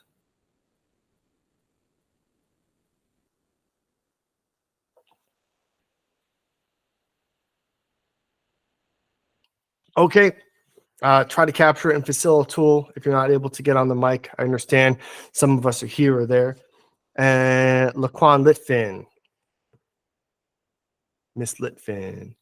Is it working? It is working. It is. Look at that. So the question was kind of like, I agree that the oral exam is a good tool to be able to gauge people, their reaction to a situation, dealing with situations under pressure and be able to explain it, right? So we could ask leading questions. I agree with Ken and Aisha in regards to being able to measure the EI it's really difficult because you have to be kind of essentially in that situation. And I think everybody will be on their P's and Q's when they're in a test board also to kind of like, hey, this is the correct answer and this is kind of the way to go. But being able to process it and be able to communicate their intent and the whole procedure, be it whatever perspective they have of their own, but being able to explain it so that other people understand why is part of a good oral exam board. So that will definitely help them in regards to that. No, I'm echoing. Okay, there we go. As a tag member, one of the tag being technical advisory group, one of the things we have to assess for is validity, right? And I think you bring up a good point in that if we even wanted to assess for emotional intelligence, individuals may come to the board with the book definition of correct. And so therefore to test emotional intelligence would almost be invalid because it would provide a biased response from the person being assessed. So thank you for that, because you stating that gets into the notes, gets it on the record, and gets it into the report. Thank you very much. Before we start moving into our next break, Are there any other highlights that people want or golden nuggets people want to discuss?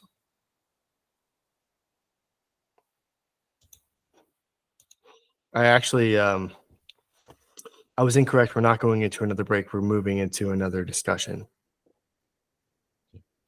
Mario added temperament into the comments, and I think to me, it relates to, what I and Laquan were talking about. Just, they're seeing their reaction during a unexpected situation or something like that. But again, it would be harder we'd have to go deeper to test EI, like you said. Okay. If you do need to take a break, go ahead. But we do have to move into the next section. I may have spent a little bit too long on this section. So as we move into section 2, or excuse me, component 2, we're going to focus on development here. So candidates are going to be required to showcase their ability to gather. Again, we're shifting to component 2. So in this component, they have to gather and analyze information about individual leadership strengths and weaknesses. This information is then going to be used by them to design instruction that would help someone, whether it's a peer or themselves, to overcome those same challenges that they are having, and then to capitalize on their strengths. This portfolio entry, it's going to be written, it's going to measure the candidate's leadership practice, and the rubric is going to focus again on those knowledge and skills and how effectively the candidate can apply these to advance themselves or others. Unlike the other slides, we do address scoring a little bit here. So for this component, it's going to constitute 15% of the total score versus 40 in the first. And a level 4 performance out of 1 to 4 is going to be that they provide clear, consistent, and convincing evidence that the candidate has identified a critical need for improvement in themselves, gathered and analyzed data to form a strategy, and design and implement that strategy to improve that need, either within themselves, others, or the organization. So we're going to look at the same questions here, and I'm going to copy them from the top and apply them in the chat. So component 2, being a written assessment of, hey, I have strengths and weaknesses I need to be improved on. How can I develop a strategy that will help others overcome this? How does that, what skills, KSBs, KSAs does that measure? And does this actually get after being a leader? So 1, KSBs, KSAs that this measures. 2, does it truly get after being a leader? Ken. Oh, Laquan beat me to it. Oh, nope. Sorry, Ken, you're on silence. Laquan, go. Hey, so just super quick. So as we ask these candidates to gather and analyze their information about their styles, right? Are we saying, hey, this is a platform that we've used before to evaluate your leadership styles? Because there's so many assessments out there, right? And so if I say I use the VAI or the CQ, and there's 4 components where somebody else used the Gallup theories or whatever. So how are we going to provide an assessment so that they can use that information? Or are we just saying, hey, go assess your leadership? Because I'm not taking away from everybody and saying that everybody will do bad, but they're going to do the easy things, right? Or I need to work on communication. I mean, the main things that are always a constant thing. So how is it that we can get them to fully assess their leadership style? Are we providing some type of assessment tool?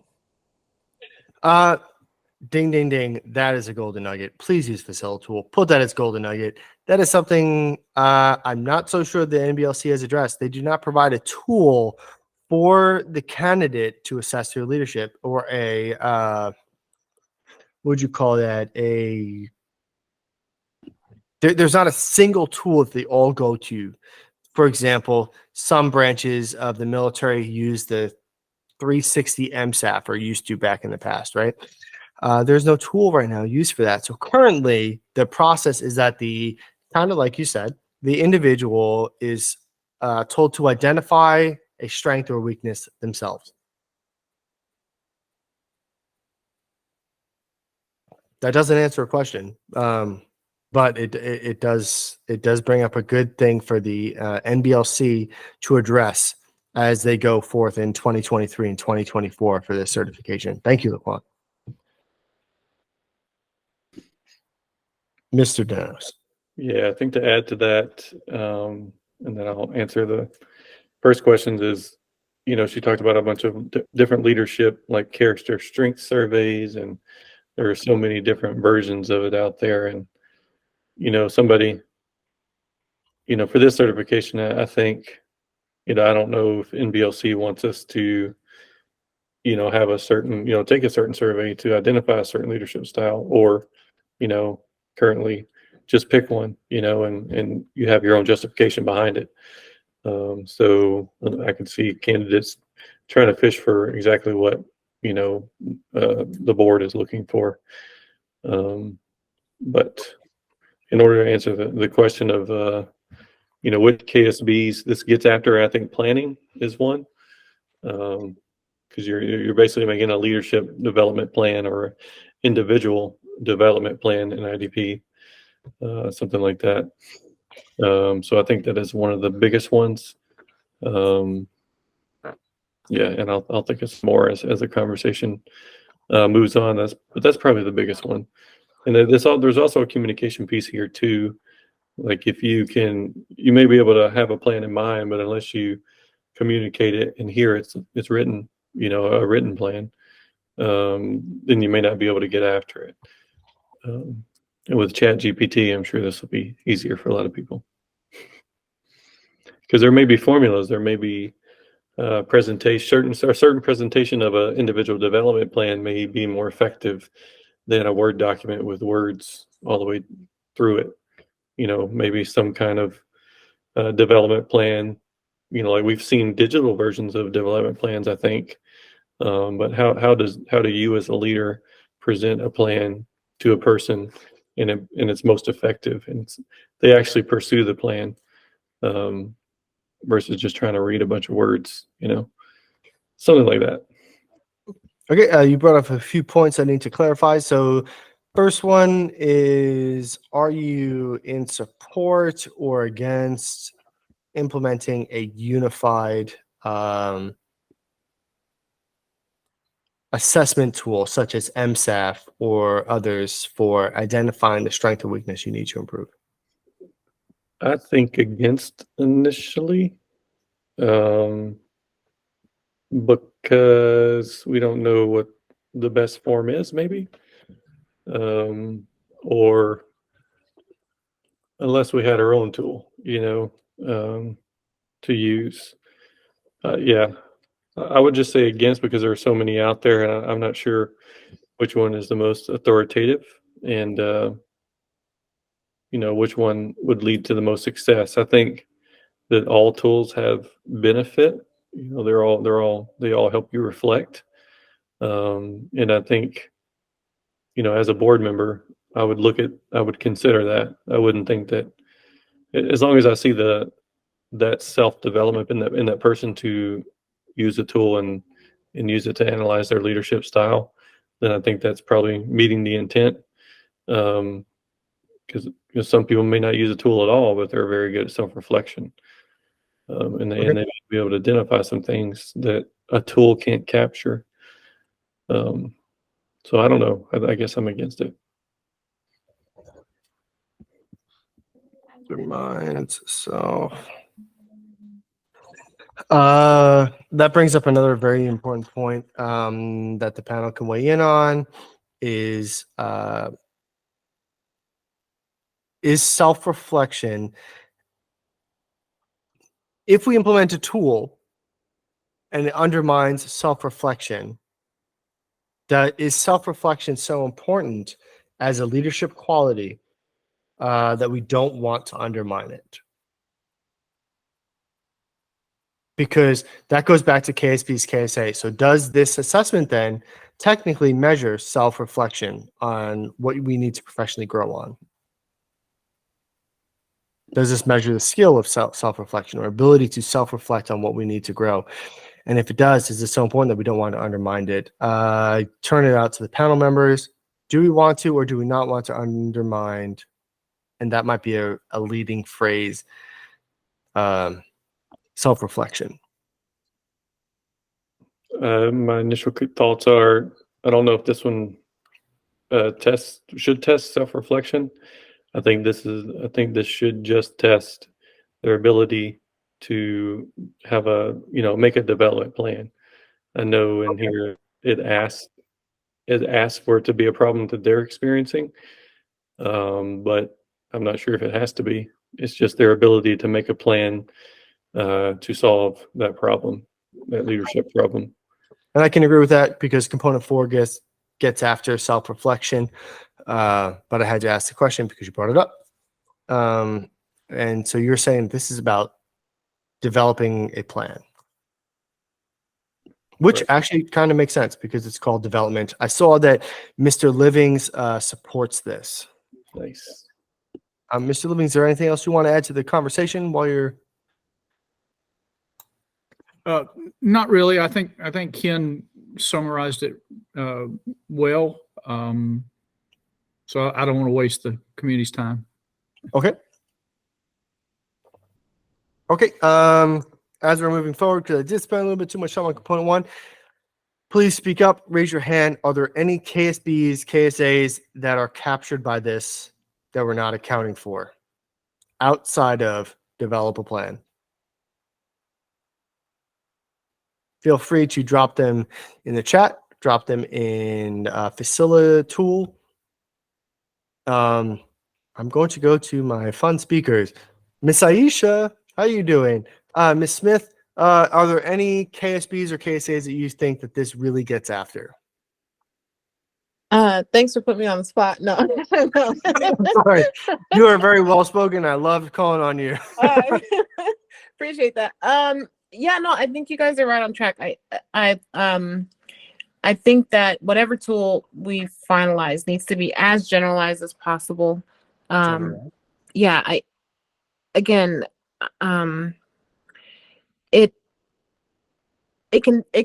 serve to invalidate someone's experience or their particular perspective if we try to pigeonhole certain things and define certain things that may or may not be relevant to you as an individual. Does that make sense? So Yes. I think the more general, the better. And I feel like you're on that path.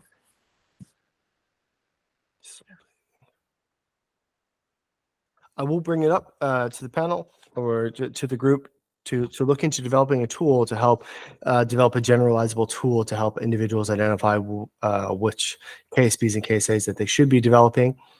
Mr. Rodas, do you have anything to include? You can throw a thumbs up if you do, if you think everything's great, or you can go ahead and chime in.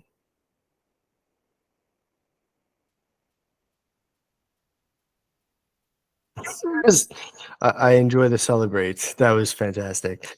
Kenita Casasas, do you have anything you would like to add to the conversation in regards to KSBs, KSAs that component 2 identifies in a written form of examination for developing a plan?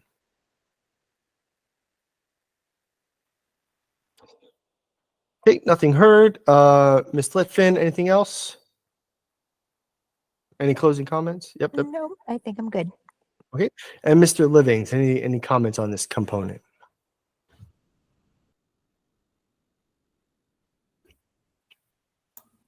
Not at this time. Miss Wells, I know you may be using hand-free device. Would you like to add any KSBs or KSAs that component 2 as a written exam adds?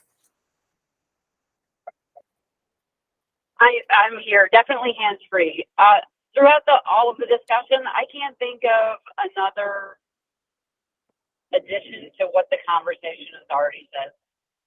Oh, thank you very much. And I do apologize for putting you on the spot like that. No, I'm perfectly fine. Thank you. Thank you.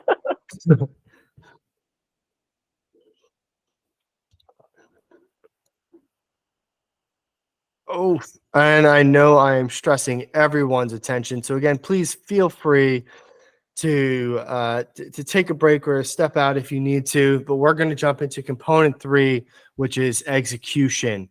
This component requires a video recording of interactions between the candidate and junior leaders or peers. It also is going to have a written commentary in which they're going to have to describe and analyze and reflect on their leadership interactions with that individual or team. The purpose of component 3 is to measure the candidate's leadership and counseling practice.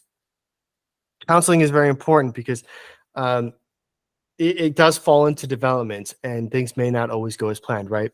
And so again, this is going to be the leadership and counseling practice throughout the development and execution of a plan. The focus of this component is on, again, knowledge and skills and how successfully they can apply them. So the addition to this one is the application of it through video recording. So scoring for component 3 accounts for 30%. So for reference, component 1, which is the oral, is 40%. Component 2 is 15% on development. 30% is on this component, which is the execution of your leadership practice. So a level 4, which is the top, so up to 4.25, score for this is the individual provides clear, consistent, and convincing evidence that they can establish a safe, fair, equitable, and challenging environment that fosters the active engagement of their subordinate and junior leaders with themselves and with the team amongst themselves in sharing ideas and delivering value to the organization. Now, value to the organization can be defined in many ways. It could be accomplishing the Carmelo, can I interrupt for a second? Sorry, there's the screen looks just white on our side. I'm not sure if it's displaying properly. It is not displaying properly. I have a little NBLC in the corner. Oh, that's good. Yeah, there we go. Better? That's great. Thank you. I will pause after to permit individuals time to read this. As we continue, it will be important to note that this portfolio entry and the rubric are designed to measure the candidate's ability to apply their knowledge and skills to the execution of a plan. So again, as we move forward, I am going to draw your attention to what we're here for, which is going to be KSB's KSAs that are assessed by this, as well as does this measure a candidate's ability to lead others? And we have Aisha with a hand up. Sorry, just a question. What kind of evidence would suffice? Like what would someone need to deliver in order to prove this? Yes. So we've had a number of submissions that qualify because there will be 2 recordings that are submitted or 2 video recordings. Typically, one does address a counseling session, whether it's positive or negative between a member of the team. Typically, they tend to be positive because individuals are more likely to agree to being videoed during a positive counseling session, which we do understand may need to be addressed in some form or fashion in the NBLC. The other one is a planning session. Typically, we do receive many submissions from candidates that include perhaps a briefing of the plan and then discussion from candidates, or not candidates, but excuse me, discussion from peers or subordinates on that plan and how it's to be implemented. So at times the leader is challenged in saying, we're not so sure that's the best plan. And how does the leader respond to that, that feedback? Or questions from senior leaders. So whether the leader asks them questions, how does the leader shape their presentation to respond to senior leaders? Does that answer the question? Yeah, it does. Got it. I definitely I understand that individuals we're presenting this this standard in as little words as possible, so there may be questions like such. Okay, so the execution of a plan. I always go to Mr. Danos first on your comments on KSB's KSAs that this component measures how we can shape this possibly. Does it need to change? And does it qualify a leader to, or qualify a candidate to be a leader? I think perhaps it's the most important to see their interaction with their subordinates or those that they lead, to really understand a leader, because you can speak well and write well, develop a plan all day, but until, I think that's where the rubber meets the road, is where leadership is, your interaction with people, and how you demonstrate that you care for them, and how you build trust with them. What is that evidence of them? So I would say, trust building, ability to build trust may be one of those skills and abilities. We've already discussed communication, but maybe interpersonal communication, something more related to that. Again, active listening is probably really important for this one. How they create psychological safety, and that may not be in this single setting, but that can be created over time. I go back to my leadership philosophy, ownership of, like the book Extreme Ownership. So ownership of what your role in the, if it is a negative counseling, what your role in it was, and admitting that, care and compassion, and then always keeping an outward mindset, communicating positively with that individual and focusing on improvement. That's a lot of words, but I think that's a lot of abilities. I think most of the abilities and the measurement of a leader might come from this portion, but I also acknowledge that it's probably the hardest to get evidence of, because if maybe your subordinate doesn't want to be recorded, or once you're recorded, it's hard to stage. It may feel staged, or it may look staged. It may be staged. So I think figuring out the best way to capture their interaction with others, would be the best way forward, for it. There's a thought up in the air. So items that I've captured from you as terms of KSB's KSAs, the ability to create psychological safety, active listening, which is supported by Mr. Livings in the chat, communication and interpersonal skills, and then accountability. Yeah. So accountability is one we haven't addressed yet, which I think that's a fantastic point that you've addressed.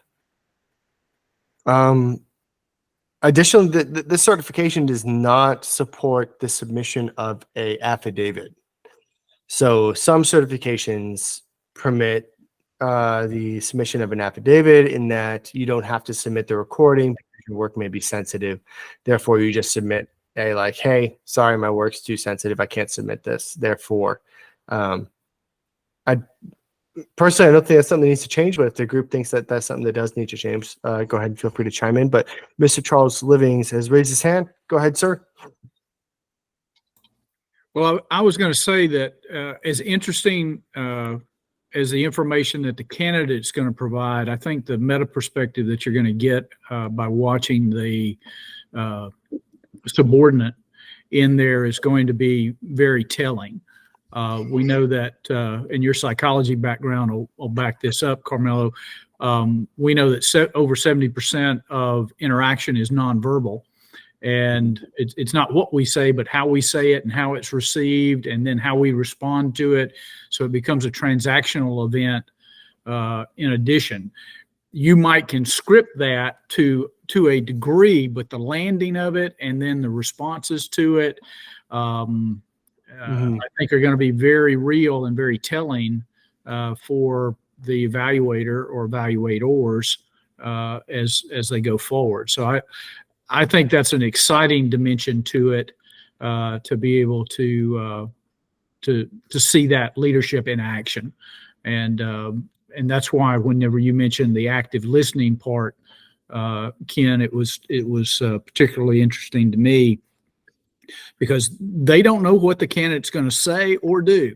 They might think they know, but it's a wild card, and so they've got to be able to handle that as well. So I think that's a very good active component of the capability and the execution piece.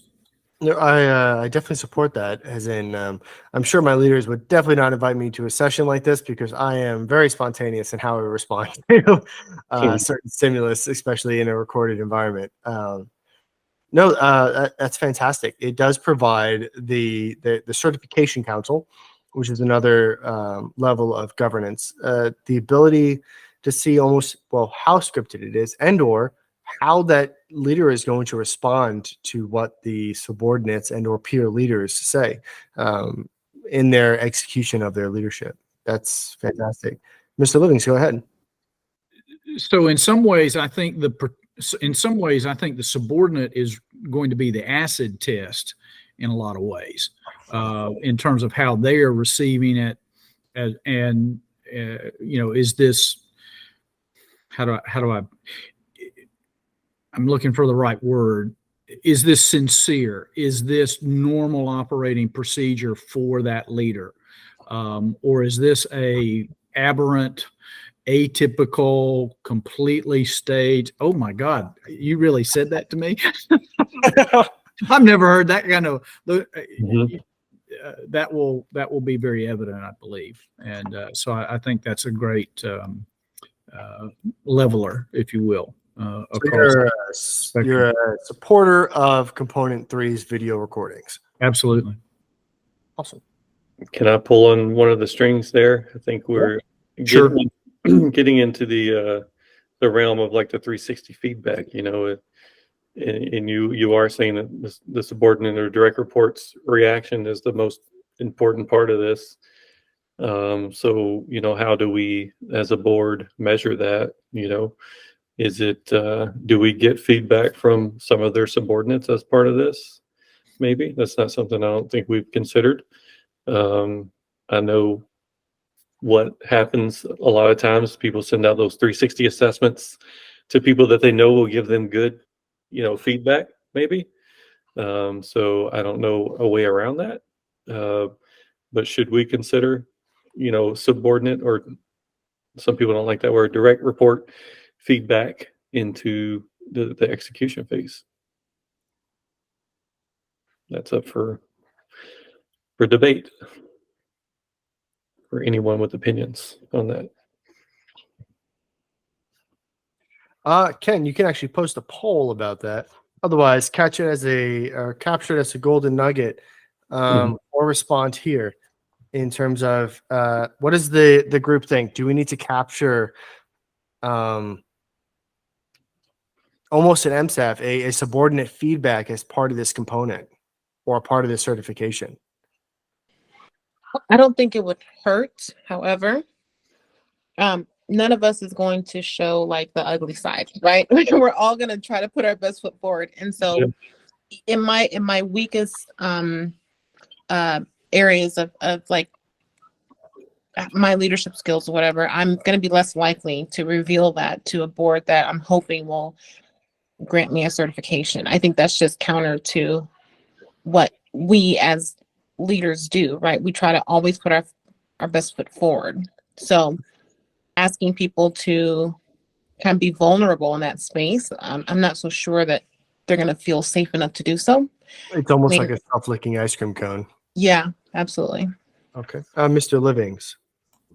Well, the other thing I was going to say is it would to do that safely for the benefit of the direct report is to say that it has to be non-attribution.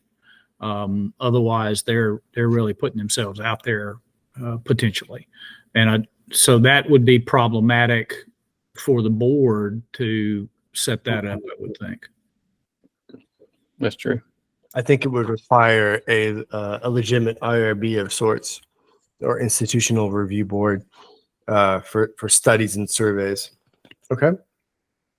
So it seems like the consensus with those on the call is that we should not include a subordinate feedback.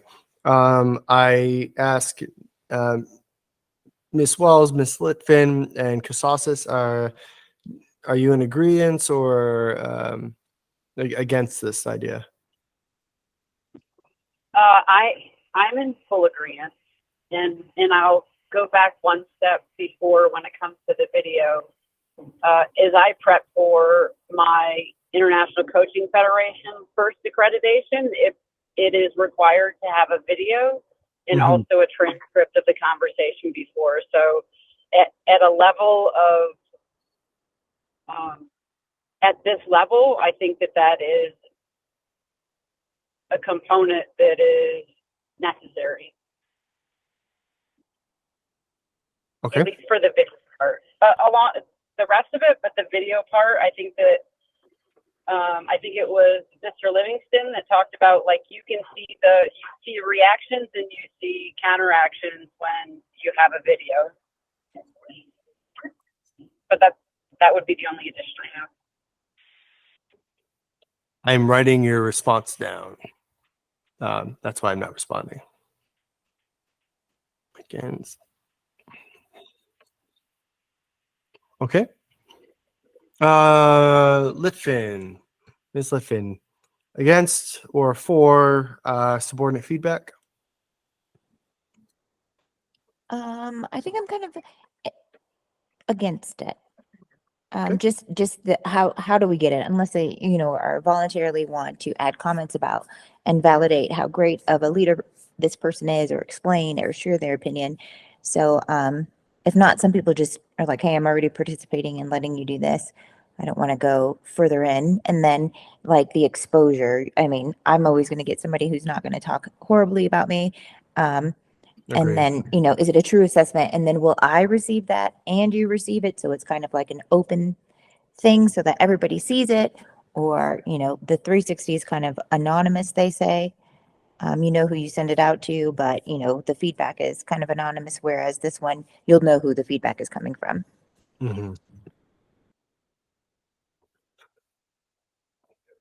Okay. I've captured those thoughts. If I haven't captured them, we need to continue moving forward. Please go ahead and use Facilitool if you have any other comments. We're moving into component 4, which is the final component of certification, and it's all about reflection. So as leaders, it's important to not only focus on our own growth, but also the growth of those around us and how what we're doing is impacting them.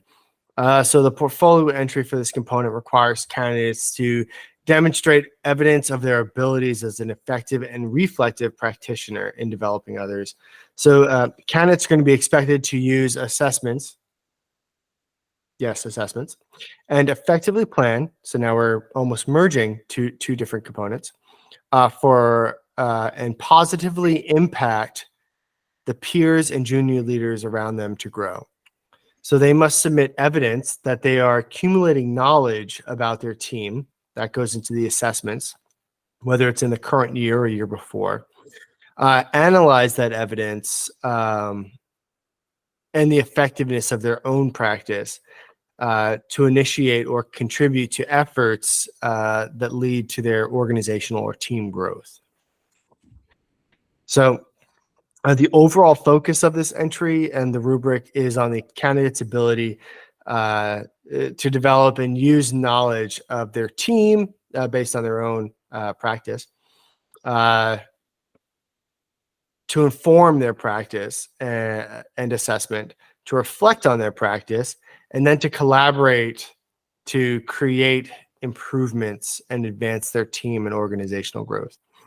A level 4 for this is providing clear, consistent, and convincing evidence that the leader develops and uses knowledge of teams gathered from multiple sources to inform their practice and assessment. So they have to collect evidence and use it to inform their practice. They're going to use that to reflect on their own practice, to collaborate with their team or others to create improvements in their organization. This is also at 15% of the weight.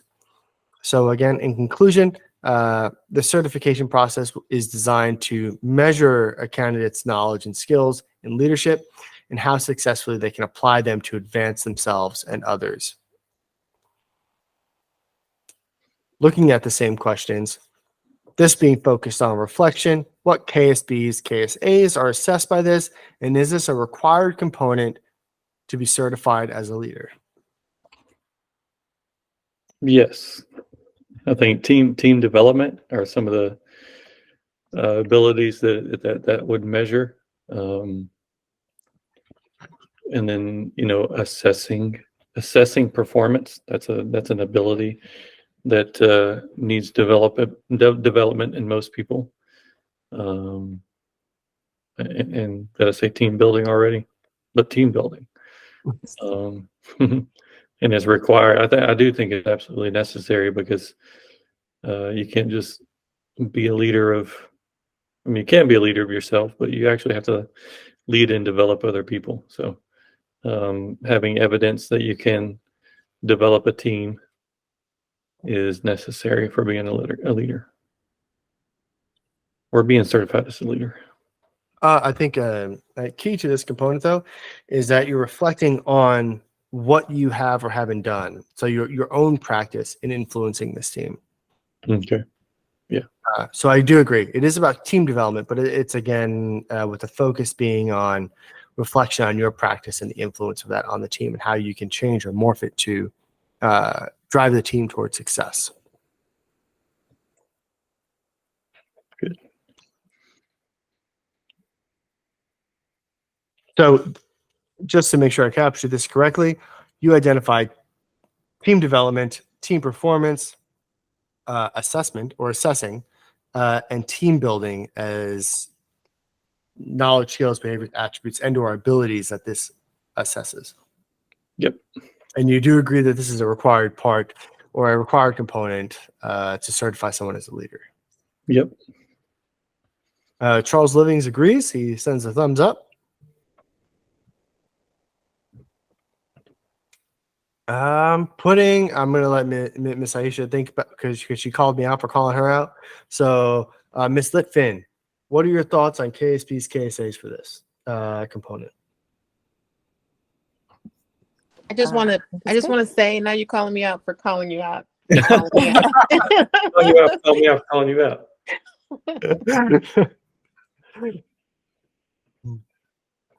That's fantastic. Ms. Litfin seems to be silent. I do understand people come and go as they need, and we've been going for a long time. So I'm going to move on to another individual. Mr. Livings, do you have anything in regards to KSBs or KSAs that this measures, and or whether it's a required component for assessing someone's leadership? Yes, I think that it's critical from the standpoint of their ability to take perspective, not only on their direct reports but also on the context and the culture that they're developing. And is that the goal that they want to be achieving, or do they need to pivot, or part of that planning process so that they can clearly articulate the message and clearly articulate those goals for the team to respond to. So It almost falls into vision setting. yes. Is my team addressing the vision or accomplishing my vision? And if not, how am I communicating that effectively? If not, how can I change it? Or do I even have a vision? Oh, that's a good point. Yes. I've been with bosses that didn't have a vision at all. They were just kind of showing up and clocking in like everybody else. Mm-hmm. I Miss agree. Wall. Oh, Miss Aisha. Yep. I agree. Agree. All right. I'll accept that as your comment. Agree. So the good news is we have all been blessed with bad leadership at some point or another to learn how not to do it. True. Definitely. Miss Wells, I know you're driving. It's okay if you can't dial in. No need to respond if you can't. Are there any KSPs, KSAs, and or opinion in regards to this is the requirement of this topic? I agree with, first I'm going to make sure that you can hear me. Yes? Yep, we got you. Okay, perfect. I agree wholeheartedly. The self-reflection part, or just call it hindsight. Either way, what you're talking about is the ability to look back at something you did right or did wrong, and then have the ability to change that going forward in your leadership practices beyond beyond the certification.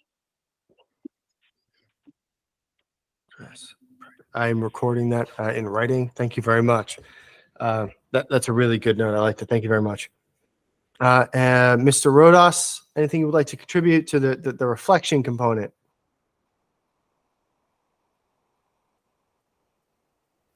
I'm just logging back on, so I'll refrain from making any comments on it. Okay. Feel free to jump into Facilitool as you review the slide and to leave your comments there. That goes for everybody. I think we're doing fantastic. So we're going to now jump into a brief break.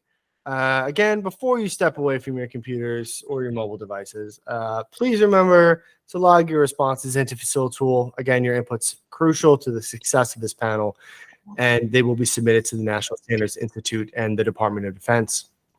Also, a reminder that you do have the opportunity to be nominated for induction into the Order of St. John Baptist de la Salle through significant contributions to the field of leadership and also mentorship and education, as this is going to change the lives of so many.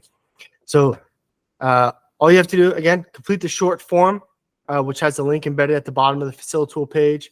Take advantage of this great opportunity. Time now is 22 after the hour.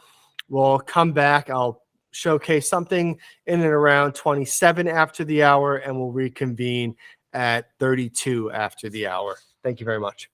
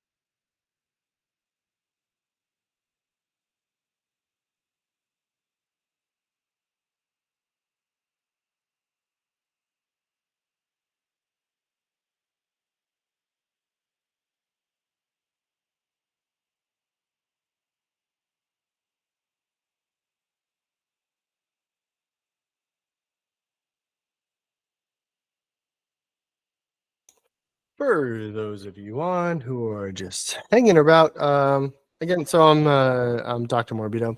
I'm a psychologist by trade, and I serve on the tag for the NBLC, and I'm also the vice president for academic affairs for Altitude Career Skills Institute, and I'm very happy to be here.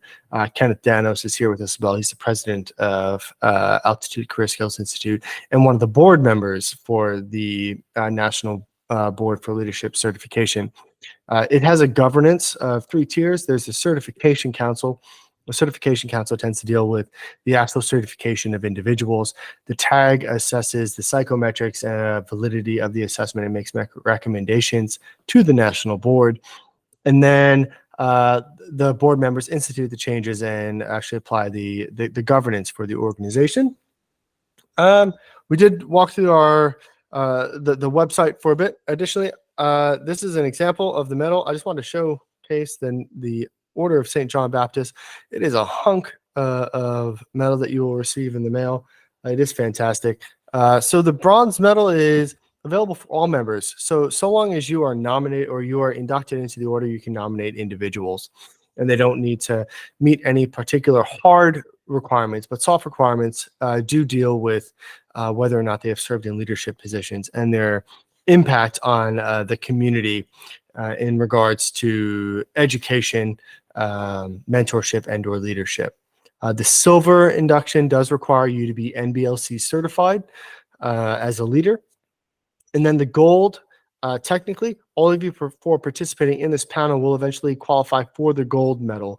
The gold requires that you be both NBLC certified and have contributed to the success of the national board.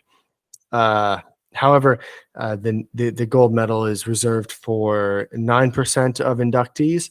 Silver may only be awarded to 49% of inductees, and then the bronze medal is it is open for those who are for nomination. So again, I encourage you all to please complete your form that is at the bottom of the Facilitool. And again, I did just review Facilitool submissions. Thank you so much for all of you who have made your contributions. That tool is going to remain open for the foreseeable future, likely for the next 30 days. So please feel free to either yourself go in and make updates to some questions or pose questions to the national board and or comments in regards to the questions. Additionally, at the very end of this, for those of you who have submitted something and or we have your email, we will send out the slide deck, so you may send them out to individuals or leaders in your sphere for feedback on these questions, and they may also log some information into Facilitool.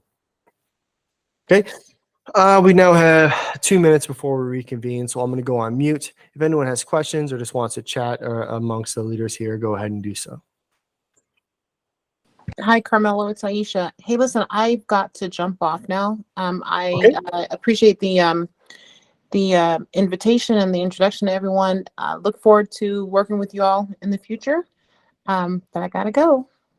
All right. Thank you very much for participating. Your insight's Thank been you. invaluable. Okay. Thank you. Bye-bye. you.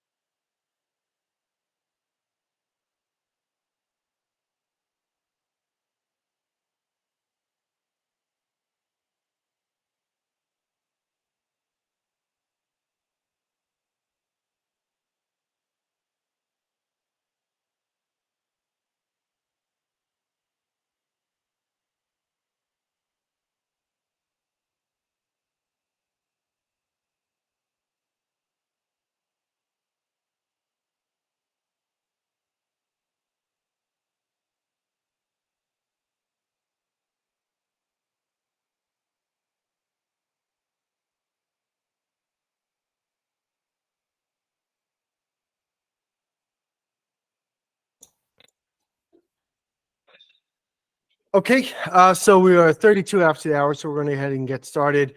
We only have 2 more topics to cover, roughly an hour and a half left of this wonderful expert panel. So this next topic, topic 3, is in regard to recertification. So the National Board Maintenance of Certification, MOC, is what it's typically called for accreditation purposes, process. It's going to be essential for national board certified leaders to continue their growth professionally while maintaining a strong impact on their community and organizations. So the MOC process has several components that must be recertified as it is now, but that does not mean that it should be in the future, and that's why we're here today. So the MOC process typically has to do with recertifying items such as oral exam, development, execution, and reflection. Each of these components requires ongoing demonstration of performance over time to ensure that the certified leaders continue to meet the rigorous standards set by the National Board. So additionally, continuing education is an essential part to maintaining the skills of the certification. So certified leaders have to complete no less, as of now, 20 CEUs of leadership professional development each year to stay up to date on the latest trends, theories, and best practices in their field. Granted, CEUs are not necessarily specific to education. There is a list of items such as submitting publications or a blog posts or doing presentations at events or mentoring individuals or serving a leadership role that also count for CEUs. But this ongoing learning helps certified leaders to continue to grow professionally and provide their organization and community with the best possible leadership. The rate at which these skills of certification should be reassessed depends on the specific certification and needs of the industry. However, I always say however, right? It's important to ensure that certified leaders are regularly assessed to ensure that they continue to meet the highest standards of performance. This not only benefits the individual, the certified leader himself or herself, but also benefits the organization and the community as a whole by ensuring that the leaders are providing the best possible leadership. So typically right now, right now, they are required to reassess at least one component every year. So at the end of 4 years, they have recertified each component. And so that is one of the questions we're here to answer today. These questions are different than the previous topics. So for those listening and not necessarily able to look at the slides, I'm going to state them over the recording. Question 1 are, what are the components within their credential that should be recertified? Again, there are 4. The second question is continuing education essential to maintaining the skills of certification? And if so, at what rate? The third question is, at what rate should these skills be reassessed? So we can go ahead and start with question 1 with the group. I always start with Kenneth, as I feel like I don't mind putting him on the spot. Are there components that you think that we shouldn't recertify or that we should recertify? Which ones do you think are the most important for recertification? I'll go by importance, I guess, because that's the easier question to answer in my mind. Definitely the, execution. Like I said, I thought that was the most important part for me. Okay. The execution portion where you're seeing them interact with a direct report.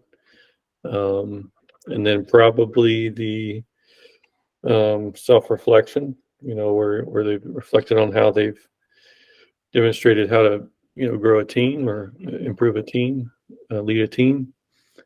And then I would say probably the oral would be third, and then the written plan would be last.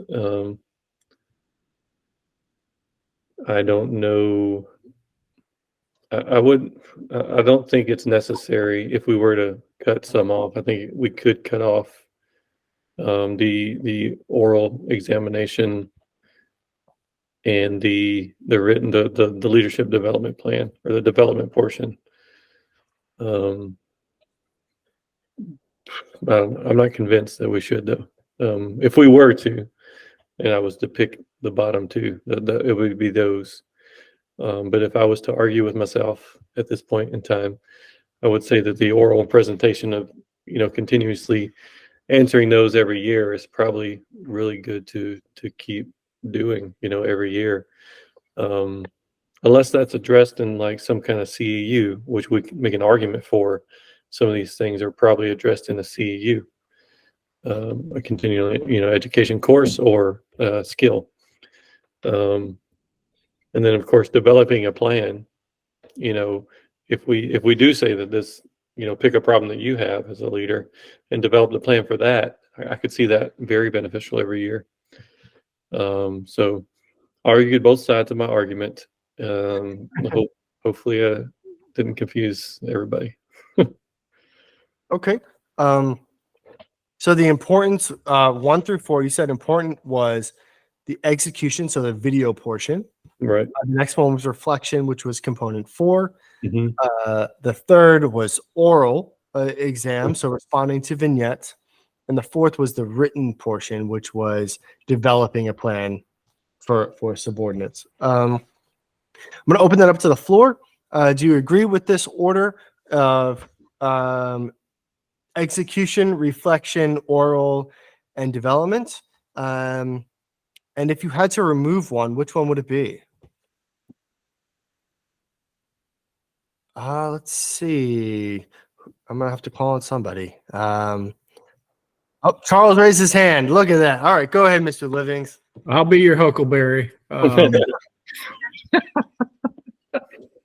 enjoyed it. Thank you very much for your. No worries. No volunteering. worries. I think what's going to happen with the execution, and I would do it in this order: the oral exam, the execution, and the reflection. And I see them blending together at that point, because it should be, or it would come to my mind that the examiner is going to say, okay, so we haven't talked in whatever the length of time it is. What have you learned? And where are your pain points? And where do we need to go next? And I think that's all part of that personal and professional development that good leaders and national level leaders are going to be engaged with in some type of regular way. And I think that they would be looking for ways to be accountable or held accountable or assessed to demonstrate that they are actually continuing to grow as a lifelong process. So I'm going to say what I have written down to make sure it matches what you said. So you believe that the oral execution and reflection portion should be tied into essentially one recertification process. Is that correct? yes. So at one time? Well, they're going to occur together there. Okay. I believe. Simultaneous. Now, others may have a different opinion of that, but I think. Yeah, I'm trying to get all the thoughts so that when somebody responds, they can respond collectively to the entire per se argument. Not that it's an argument. And at what rate would you recertify those 3? Would you say yearly or every 3 years? How would you view that needing to be reassessed? I don't think I would necessarily agree with annually. I think that's going to put a fairly strong burden on the board and your examiner team. Every 2 to 3 years, whatever the consensus of the group is, but 3 years isn't unreasonable, I don't believe. Great. And if the burden to the board was no or not in the discussion, would you still agree that 2 to 3 years would be your answer? Yes. Okay. Ms. Wells, what are your thoughts? Or Mrs. Wells, my apology. I agree with Mr. Livings. I think 3 years is possibly like the best scenario for the person recertifying and the people who will certify. The CEUs, I think that's also a great way to,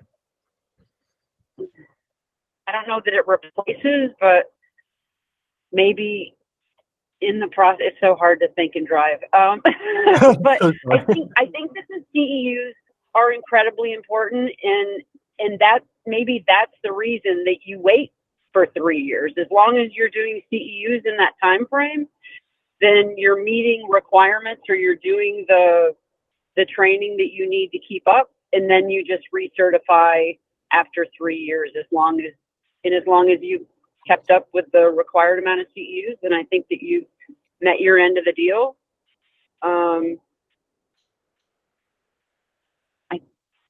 I think that that's about right. As far as being able to provide feedback on the order or what you should recertify on, I can answer that once I'm sitting outside of my car. But Understandable. But I think that they're all valid. I think it just depends on the body that's certifying. I think when it comes to like what is their turnover rate for examiners, and how does that work for them? I'm going to pull on a few strings that you mentioned there, because words are important. You did mention as long as individuals are keeping up with CEUs, and they should recertify every 3 years. So do you think that there should be an annual CEU requirement? Or a triannual? I would say as long as you have the required CEUs by the time that you recertify, then you've met the requirement. Okay. I mean, I think ideally, I think it should be on something of a routine basis instead of trying to cram it into, the end of the 3 years. But other than that, I think that meets the requirement. I've worked in the acquisition profession, and there's so much cramming that goes on. Right, I know. Well, I've been in the Army a long time. I cram too, just like everybody else does. But right. By the way, your responses were supported by Mr. Livings. I know you're driving, but we see the thumbs up going from the panel. So your response has been supported. Okay. Mr. Livings is raising his hand. Go ahead, sir. I know you mean this with the utmost respect, but I think we're getting fairly intimate now. So just call me Charlie from this point on, please. Okay. I'm just trying to keep between the dotted lines. I understand. I genuinely appreciate the gesture, but I'm feeling old. So Charlie, got it. You got it.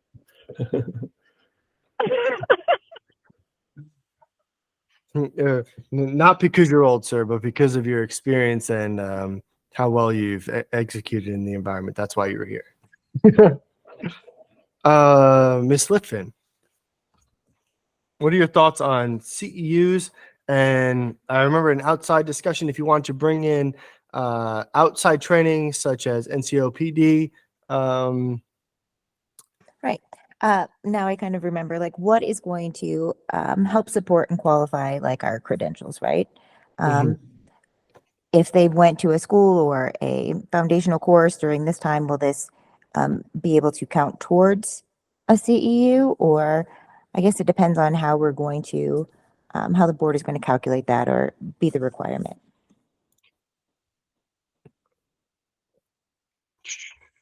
I am pulling it up. And maybe we need to add stuff to this. That's why I'm pulling this up, because I think the consensus is that we want to recertify every 3 years. Everything is very important, or each component is important, and that CEUs are also should be required as part of the maintenance of certification.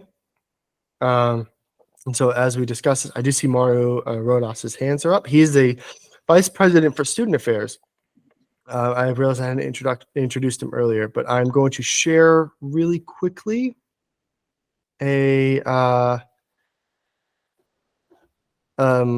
page, and I will read what's on the page in regards to currently what counts for CEUs. This way we can build on Ms. Litfin's discussion for essentially what counts, or for example, if an individual completes a form of leadership professional development, does that count? I am having technical difficulties. I apologize. I think. Please let me know if that is showing. It is coming up. There it is. Okay, so that is our explanation of CEUs. Oh, I think I minimized it. My apology. No, still up there. So currently, the items that the National Board recognizes for CEUs are attending leadership conferences, completing a leadership course or program. So that may also count as NCOPD for our service members, participating in a leadership coaching program, serving as a mentor to a junior colleague, so mentorship, delivering a presentation or workshop on leadership, publishing an article or blog on leadership, serving in a leadership position, serving on a leadership committee for a professional organization, and finally, participating in a leadership book club or discussion group. So if you do feel like we need to add to this list, please let us know. That is on our the NBLC's page. If you go to certify, you go to board certification, and it is under certification of maintenance. If you're navigating the website.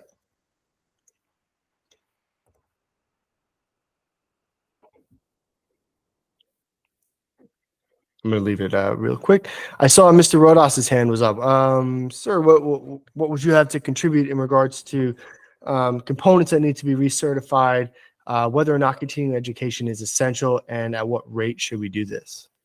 Well, so I don't know if anybody saw on the messages. I had already put in that I was agreeing with Charlie on that side, but I would like to see more of a 2-year recertification. And the reason why I say that is the other point that was made, the whole cramming portion. So now some people are still going to cram. We already know they're going to cram. We're not hiding that.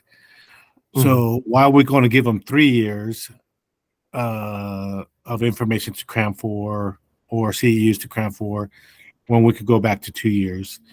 And that's just going back to experience with seeing other things need to be certified. You know, we know people have to take certain classes to recertify for whatever certificate they're holding at the time, certification they're holding at the time, and then it doesn't work out because of scheduling or anything else. So if you give them a tighter timeline to do that with, I think that would encourage them more to seek those CEUs or education points that they need, versus giving them 3 years. Because, like, you know how people start thinking, it's like, hey, I got 3 years to do this, and then the last year comes around, it's like, oh, okay, I'm going to do it now. Right. But if you shorten that timeline, it's just like, okay, wait a second, maybe I need to work on it a little bit more often. You brought up 2 points. One is the tighter timeline. I would like to turn that over to our remaining panelists. And what is correct, 2 or 3 years? And then the second one is cramming for CEUs. Is 20 CEUs in a 2 or 3 year time span too much, too little? So a CEU is measured by the Department of Education as 10 hours of contact. Whether that's with developing a paper or a blog or developing a presentation or mentorship hours, etc. So I think the first question we need to ask is 2 or 3 years, which is the right answer? And then the second one is going to be how many hours of CEUs is the correct answer? And while everyone thinks on that, I'm going to put Ken on the spot because I like putting him on the spot. Yes.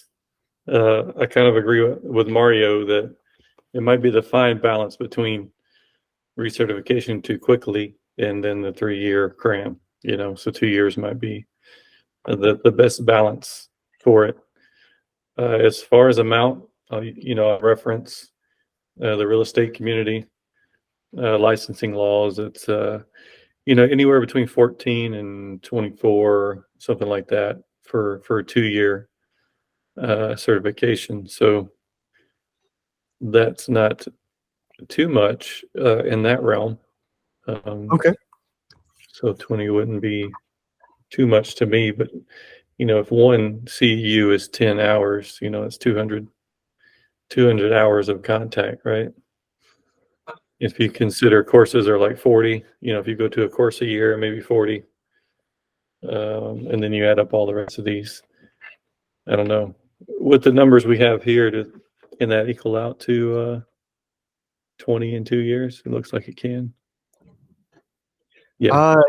Based on the website, 8, 13, 18, 21, 24, 27, 30, 32 hours if you maxed out each category. Okay. But that is on a single year max. So that is saying you may only, if you serve in a leadership position, per se, you're a manager of a Chipotle, or I'm sorry, non-attribution manager of an organization, or a team leader, that only, I think it says 50 hours of your management time can count for CEUs. So you may only accredit 5 for that year. So at the end of 2 years, technically 10 hours could be I'm serving in a leadership position. Oh, well, that makes it a lot easier, I think.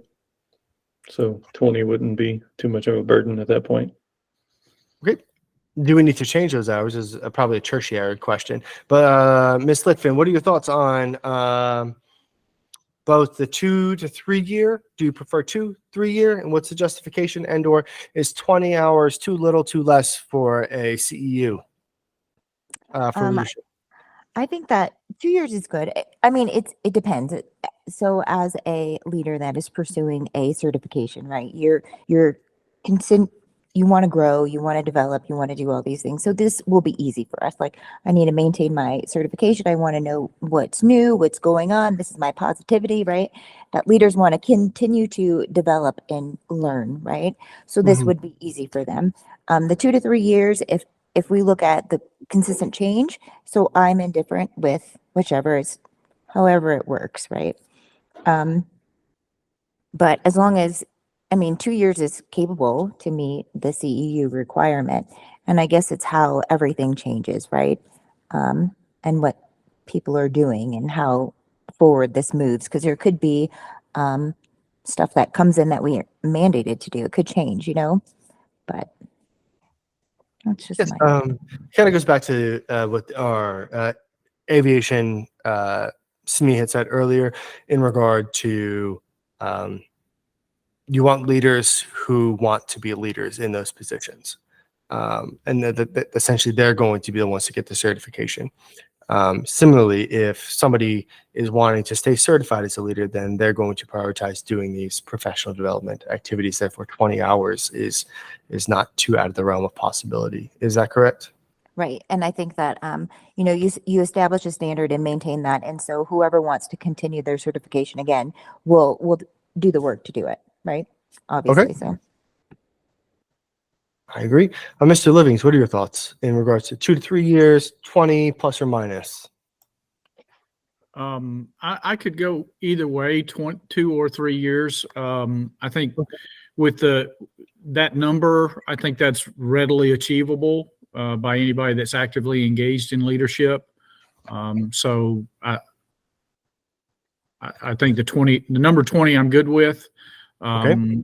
The 2 to 3 year, I think it depends on the examination board and what the workload is.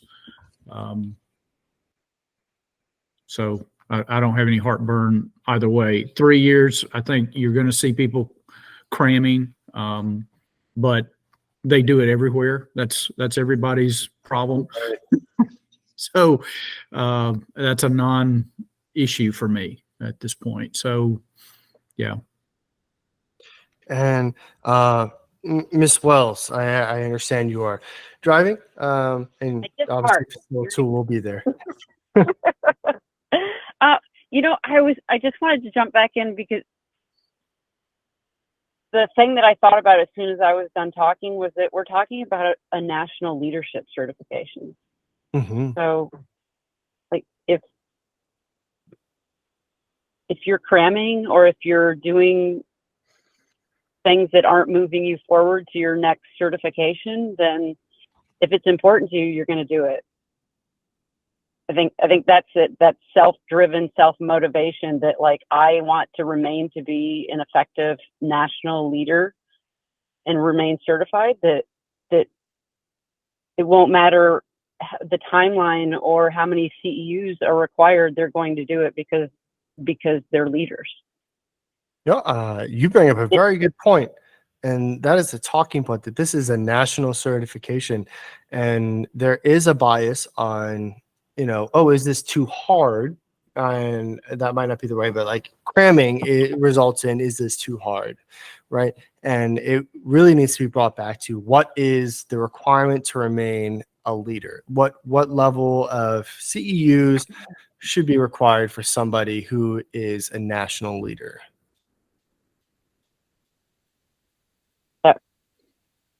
That's my perspective. After being able to hear everything and finally parking the car, that's where I come from. Like, if I'm going to remain, prior to retirement, if I wanted to remain competitive and effective as a sergeant major, I was going to do the things that I needed to do to move forward. And I believe that that's across everything, where you have leaders that are leading at the national level or leading for purpose in businesses of consequence, which I think everybody that's here today, it sounds like that's exactly where they are. That's all I got. Thank you very much. That was, I think that's fantastic. Trying to make sure we addressed all the questions. Mr. Livings, you raised your hand. Go ahead. Yeah, I'm looking at the CEUs, and I think I understand all of them.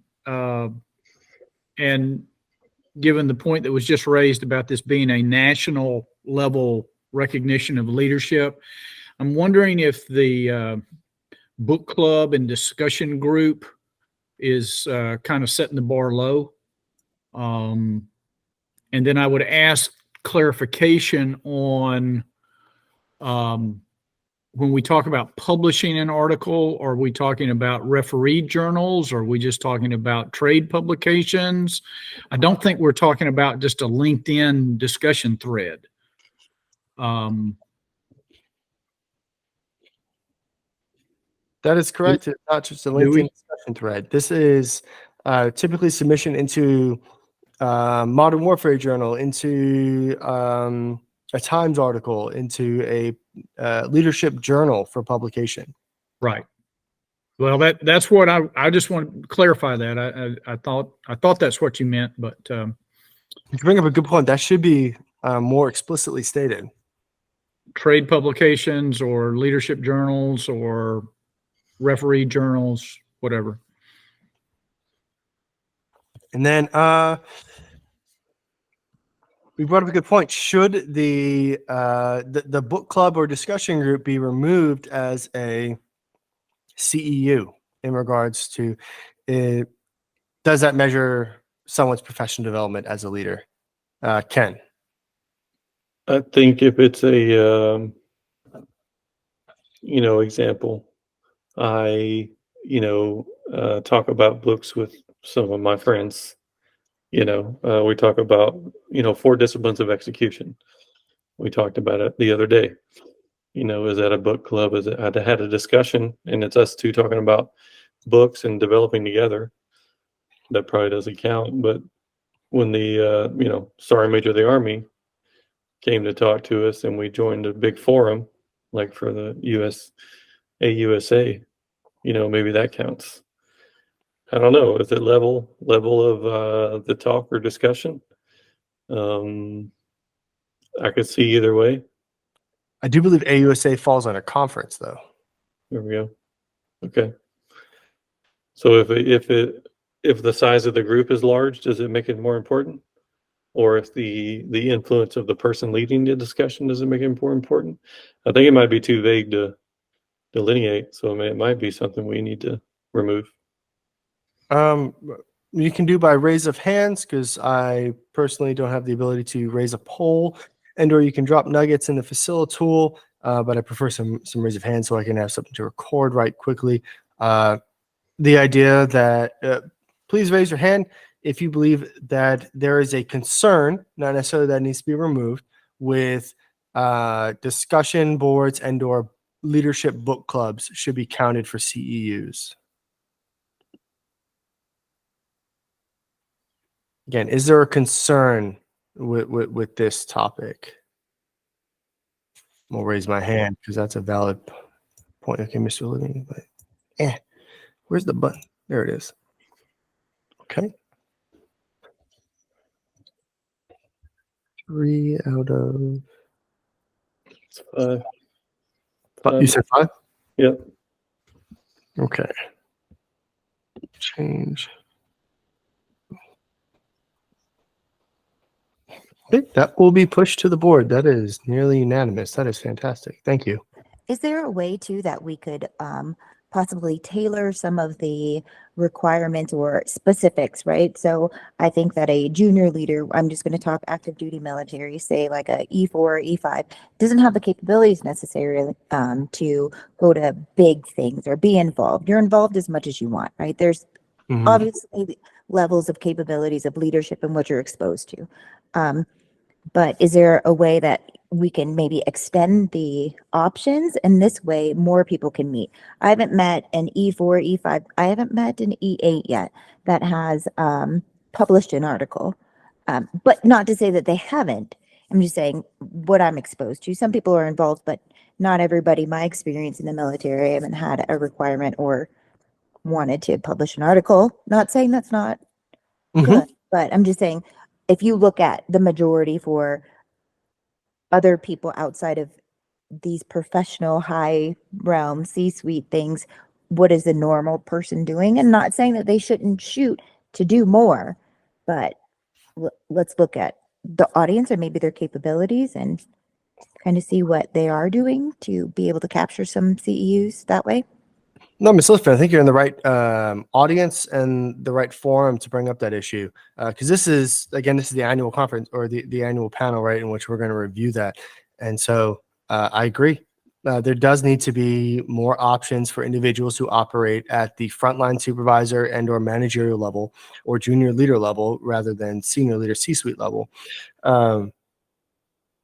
If you do have recommendations for those, Facilitool is a great place to put that. You can also brief it here if you want, if you have some ideas right now. But if you wanted to sit and think on it, throw it in there. This way, this way it will go both up to the national board, and then they have to action it. Because so long as it's either out of this meeting in recording or it's out of Facilitool, they have to do an action on it because that concern will be raised then to the National Standards Institute and the Department of Defense. So you did right by bringing that up in this forum. Yeah, I 100% agree, because if we just make something that's out of touch with what leaders are actually doing and how they're developing in the field, it's, it won't be valid, Well, as we're closing this up, we do have 10 extra minutes on this topic. Well, roughly 5 extra minutes, actually. I wanted to bring up one more point, and that was the education requirement. It's not necessarily a question on the slide, but the education requirement currently is that the board certified leader holds a bachelor's degree. Is that a requirement? Should it be associate? Should it be technical? Should it be terminal? What is the education requirement to be a leader?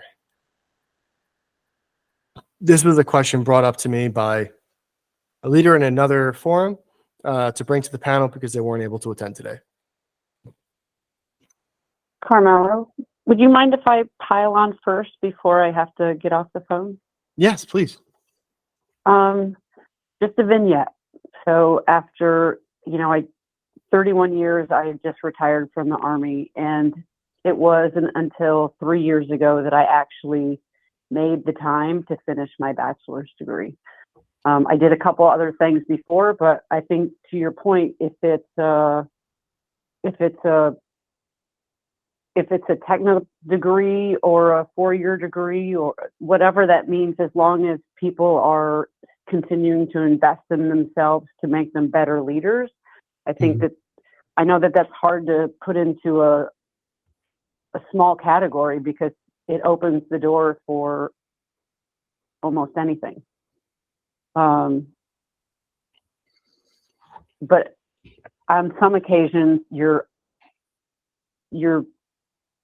you're wearing a uniform, then it becomes a little bit more difficult I agree. on your op tempo. And, after 15 deployments and working in a crisis organization, it became really difficult but I made it happen. So that would be the only thing going in. I know that doesn't provide any clarification, but I think that there are many ways to develop yourself as a leader. And a bachelor's degree is one of them. And I think that there are probably 100 other ways that you're developing yourself in the same manner. So and just to clarify, it's probably one of the simplest terms, forgive me, but essentially like your Department of Education level does not dictate your level of leadership. Right. Good. No, thank you. No, thank you. And I need appreciate that on you record. allowing Thank me to you very much. participate. Thank you. And thank you for your participation. Does anyone else have input on level of education? Oh, Mario raised his hand. Mario. Yeah. Mr. Sorry, Rodas, I don't know how long your hand has been raised. So, like, I apologize. It's been raised for a half hour. Has it really? No. No. So, like, a reasonable way I could see that maybe we could go from having a bachelor's or master's or whatever, and then down to a technical is like a technical certificate you can measure by.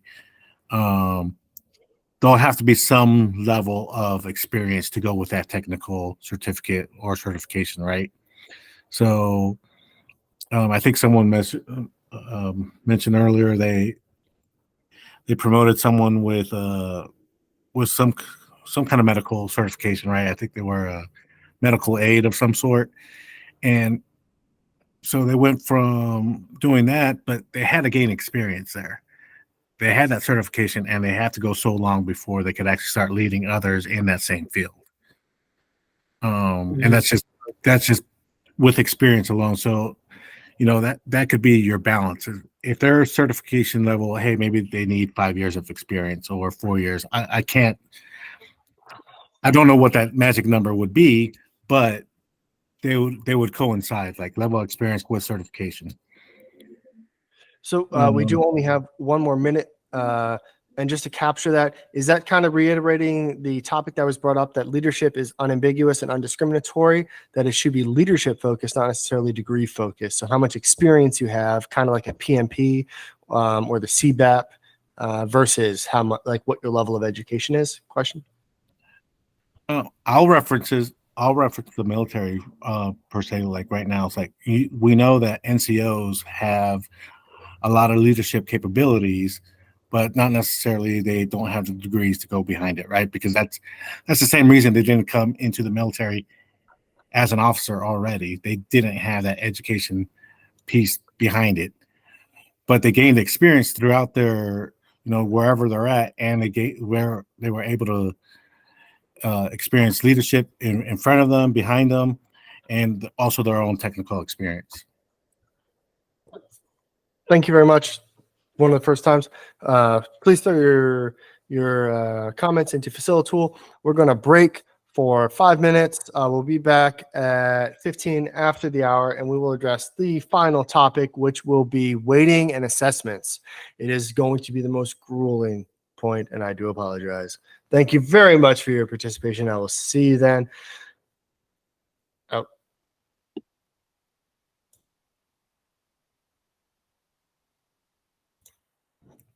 I'm actually just hanging out here, so if anyone has questions or comments, we'll start it in about 5 minutes.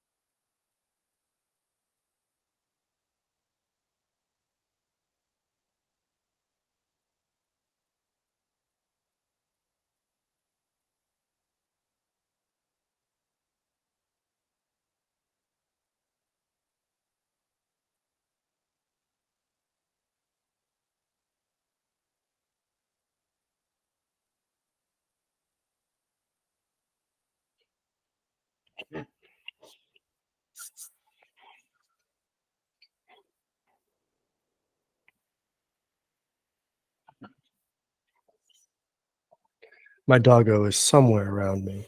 I hear him breathing heavily. I have no idea where he is.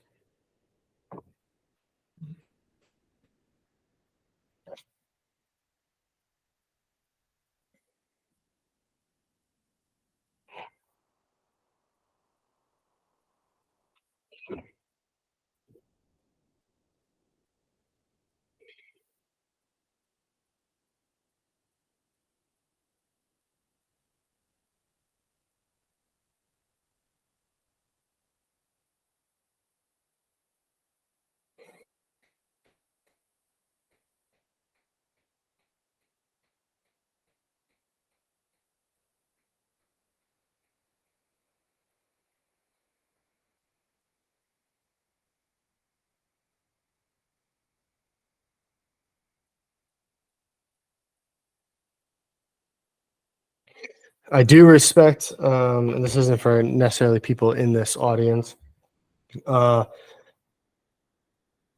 um, receiving emails specifically regards to the panel. I do encourage individuals who to use Facilitool, and the reason I'm stating this on this forum right now, even though there aren't many people necessarily in the audience, is because this is going to be sent to all individuals who have participated in the panel, so that they may continue to send their responses using Facilitool and participate in the panel up to 30 days after this panel has concluded. So again, please use Facilitool as that is going to be reported in the technical report from this panel and reported up to the higher agencies such as the National Standards Institute and the Department of Defense for all comments regarding the rigor and or assessment of the National Board for Leadership Certification, Nationally Board Certified Leader. Thank you. All right, it is 16 after the hour. I understand some may be getting coffee still, but we must drive on. I tried sending out a short warning that this is going to be a little challenging. So please feel free to take your time and digest this slide. These slides will be sent out after the meeting. But for this component or this topic, I would like to address the topic of assessment weighing. But to really understand that, we have to dive into everything in regards to how this assessment is graded. Earlier in the components, we did see component 1 is 40%, which is the oral exam. Component 2 in regards to development is 15%. Component 3, which is the video recording, I believe is 30%. And then finally, component 4, which is reflective, is another 15%. So when it comes to evaluating candidates for a certain position, we have to have a comprehensive assessment system in place that measures their skills and abilities accurately. The assessment process has to have clear requirements, general weights, and a scoring system that reflects the skills and competencies required in really all industries, because leadership is unambiguous. So let's begin with the requirements. So to be considered for certification, a candidate must meet certain benchmarks. Firstly, they have to have an assessment center section average. So that means the average of all of their components has to be at least 1.75, and a portfolio section average of 1.75. Where is this different? So the oral section is not considered a portfolio section. That is why these two are different. So both of these are in regards to unweighted scores. So 1.75, 1.75 unweighted. So additionally, they have to have a weighted score, or a TWS, of at least 110, which is determined by the scores from all components. And the way that that TWS is acquired is explained a little later. But essentially, you're rewarded for scoring well in a certain area. So if you do exceptionally well in development or reflection or oral exam, that'll help bring your score up. It's almost like creating a what would you call it? Like a histogram, a swing. So again, in regards to the components, general weights allocated to each of them have to be appropriate to ensure that we're assessing the right skills. Based on your feedback earlier, currently component 1 holds the most weight, accounting for 40%. 3 and 4, 4 accounts for 30, and then I correct myself. 3 accounts for 30, 2 and 3 account for 15%. My apology. Moving on to the scoring system, we have 4 levels, again, 1 through 4. So accomplished, rubric level 4, and rubric level 3. And then there's not accomplished, which is rubric level 2 and rubric level 1. Rubric level 4 reflects the highest level of accomplishment, which is a scored range of 3.75 to just about above 4, which is 4.25. And that means that all the evidence they submit is clear, consistent, and convincing. Rubric level 3 is clear quality of work between 2.75 and 3.25. Meanwhile, rubric level 2 is labeled as limited quality, and it falls between 1.75 and 2.25. And rubric level 1 represents no quality, which is 0.75 and 1.25. And if you have any questions on that, it's right down here. You can kind of assess that. And if you're looking for the area for general weights, it's up here for the components. Requirements is up in the top section. And here's the maths behind it all. And that's what we're going to talk about next, which is the math behind the assessment. This process plays a critical role in determining the final score, and it falls into the psychometrics, which is the only reason I'm on the team. So TWS, or total weighted score, is determined by adding the weights or adding the weighted scale score of the 3 components from components 1 and the 3 scaled components from 2 to 4. The highest weighted score, HUS, on each part of the assessment is used to calculate the scaling factor, SF. That SF is then multiplied by the scaling weight, or SW. The final weighted score, or the WS, is obtained by multiplying the highest unweighted score by the scaling weight and rounding it off to 3 decimal points. I don't do this by pen and paper myself. A wonderful, fantastic tool has been developed for our certification council members to type all that information in, submit it, and it calculates it for them. But in conclusion, it's going to be essential to meet the minimum requirements to be considered for certification. And that is that they need to align with that 110 really to be considered for certification. And specifically, what we're here to focus on are those general weights that have been applied for each component. And so the 2 questions that we're here to answer really are these minimal scores appropriate, and are the weights that are assigned appropriate? And I'm going to turn over to Mr. Danos. And please, if you have any questions in regards to the weights or how things are calculated, I can actually pull up a version of it's a raw version of a scorecard and how it kind of calculates it in, and give you an example of how a candidate is scored. Yeah, I think so. I've had the ability to, see this and see how it works. So I would say from my perspective that the weights are appropriate.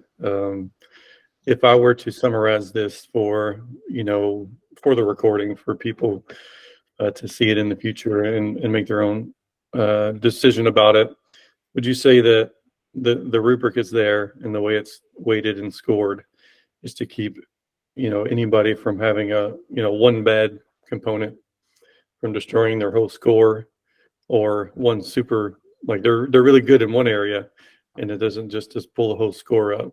How would you address that? I would say that there are many challenges for individuals, individual groups in regards to assessment. And so the assessment scoring has been designed, as you said, to provide equitable weighting and scoring for individuals, in that their strong points or their strong suits are emphasized. However, they're not emphasized too much. And it may actually help. We have a little bit of time. I'm going to go ahead and pull up a window in a second. Yeah, at the end of the day, for legitimacy, there needs to be, an appropriate scoring rubric which is weighted appropriately. I know as leaders and on the panel, normally you have a gut feeling, about whether this person should receive or has met the requirements for the certification or not, just going through the material. But I know that can't be the guide for it. So I do believe that this appropriately represents, that gut feeling. It's just more calculations into it.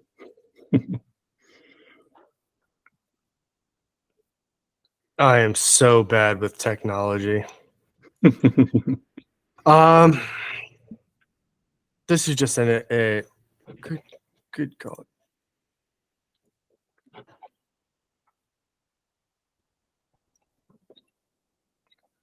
Please let me know when the whole scorecard is in view. I see it, the whole thing. Okay. I'm going to talk through this just quickly. Up top, you see the requirements. This is actually the normative scaling that was used for the original assessment, and that is one of the lowest scores. It's a fairly assessed individual. So assessment center score 2.63. Assessment center, as you see, is up here, and this deals with exercises 1 through 3, which are the vignettes 1 through 3. They will receive an evaluation on each of those vignettes. They will be evaluated by no less than 3 board members, or excuse me, certification council members, and all 3 of those scores are going to then be calculated. Now, there is a selected item score, 2.63. Here, the 3 board members or certification council members will submit their scores. The highest and the lowest score will be dropped, and the center or the median score will be kept for this submission. And then we move into the portfolio sections. Candidates will receive feedback in each of their sections. This is just my version of it, so I was able to understand it. So this can end up being a few pages long, depending on feedback. But this is your highest unweighted score. So again, the top and the bottom scores will be dropped. So each component will be evaluated by 3 assessors. The top and the bottom score will be dropped, and this median score will be accepted and entered into their record. And then the weighted scale, based on the scaling factor, goes back up to here. It comes off of here, which is based on their highest score. So an individual may not know their total scores until they've completed all 4 components. Granted, the Certification Council permits them retests after all components are submitted, so they can increase their odds or increase their values as needed. And then it kind of explains it here. So once your highest unweighted score is multiplied by your scaling factor, it provides you with your total component score. Now you're going to take total component scores. You're going to add them up across all the items. So we have 11, 16, 33, 16. And that then contributes to your total weighted scale score at the top, which is the item that we're really trying to get them to reach, which shows that they have a general, that they have met certification proficiency across the entire spectrum of items being assessed. Because again, your assessment center score is only your oral exam, right? That's that 2.63. Your portfolio score, it's going to be comprehensive of your portfolio sections, but doesn't account for everything. And so again, your total weighted scale score is going to provide you that unanimous picture of how well you scored across all components when considering the 40%, 15, 15, and 30% weighing. I don't know if I just confused more people. I apologize. Bill, if I could summarize what I heard, for me, I have to keep things simple to understand them. So just describing the process, taking the medians, I think is a big point there, to where, what I feel like is we are all people. We all have biases and preferences, and we have our own leadership styles. If somebody doesn't have the same leadership style, we may rate them lower, or if they match, if we feel like we can see them ourselves in them, we may rate them higher. And it's just human bias. And I think the way the scoring rubric is designed is to remove those types of biases and address that. So that's kind of a simple way that I think about it.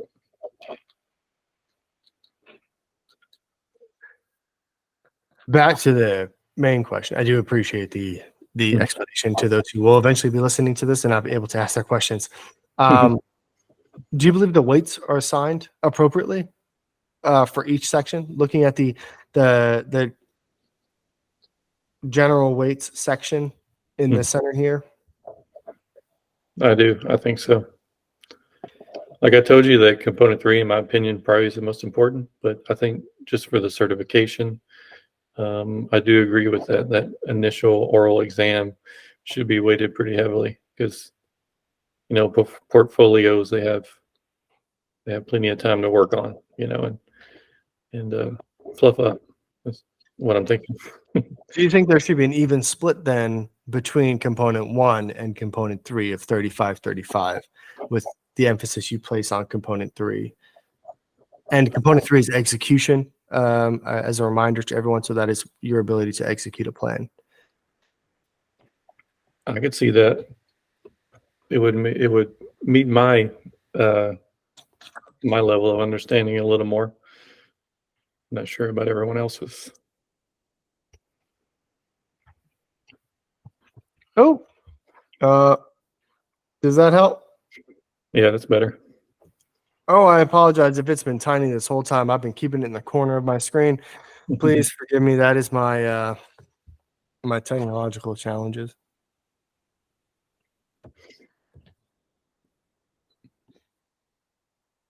Because Mr. Livings did ask for the screen to be enlarged, give him some time to read over it again. I am going to put Miss Litfin on the spot to kind of pull some strings. What are your thoughts on component 1 being weighed 40% and component 3, which is the video recording of execution, being weighed 30%? Do you think these are equitable weights, like that they should be 40 and 30, or should they be changed to 35-35? Okay. I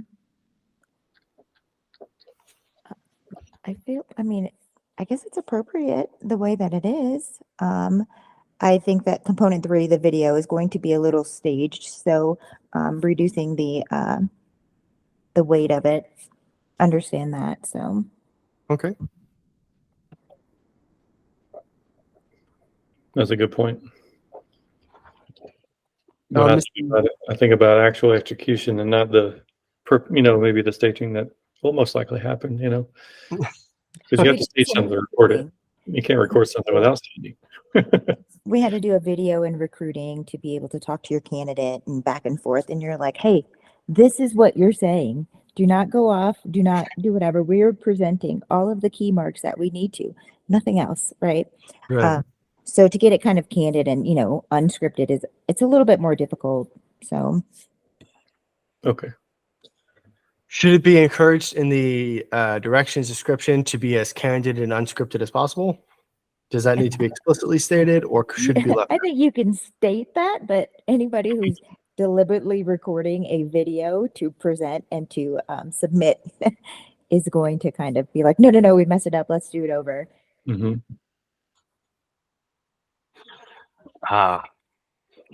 But for validity reasons, we should probably state it. Yeah, definitely state it. Okay. Mr. Rodas, what are your thoughts on the 40-30 split? Remain 40-30, 35-35, or change altogether? I'm in agreement with, and I'm totally agreeing with Ms. Lipton there with the staging portion. Mm-hmm. No matter how many times we're going to go around it, it's still going to happen. So you think that it should remain a lower weight compared to a live oral exam? Oh yeah, most definitely. Mr. Livings. He gave a thumbs up of agreement. Yeah, Very I good. agree. But I will tell you, I'm teaching public speaking online, which is an oxymoron. But anyway, the you will be surprised. I mean, these young people are smart, but they will not edit the things. They will not do it over again. Hey, I got that finished. I'm gonna slap the table. I'm done with that puppy. Kick this pig right down the road. And so, you know, whoever the board is going, whoever the examiners are, they're going to have a thick skin is all I can tell you. Mhm. I think you bring up a good point, and I'm going to make a statement, and I just need to make sure that I'm phrasing what you say correctly. You don't believe that there's a high threat to validity or reliability because individuals, in your experience, essentially aren't or are not going to edit or correct as needed. I think the ones that the caliber that we're looking for, I don't think they're going to edit it like that. Good. Okay. Honestly, but you'll have somebody that will try to do stuff like that.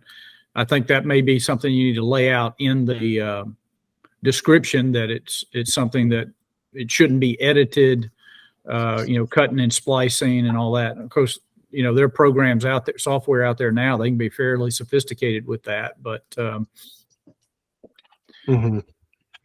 I think the candor is going to be fairly eye-opening in a lot of cases too. So.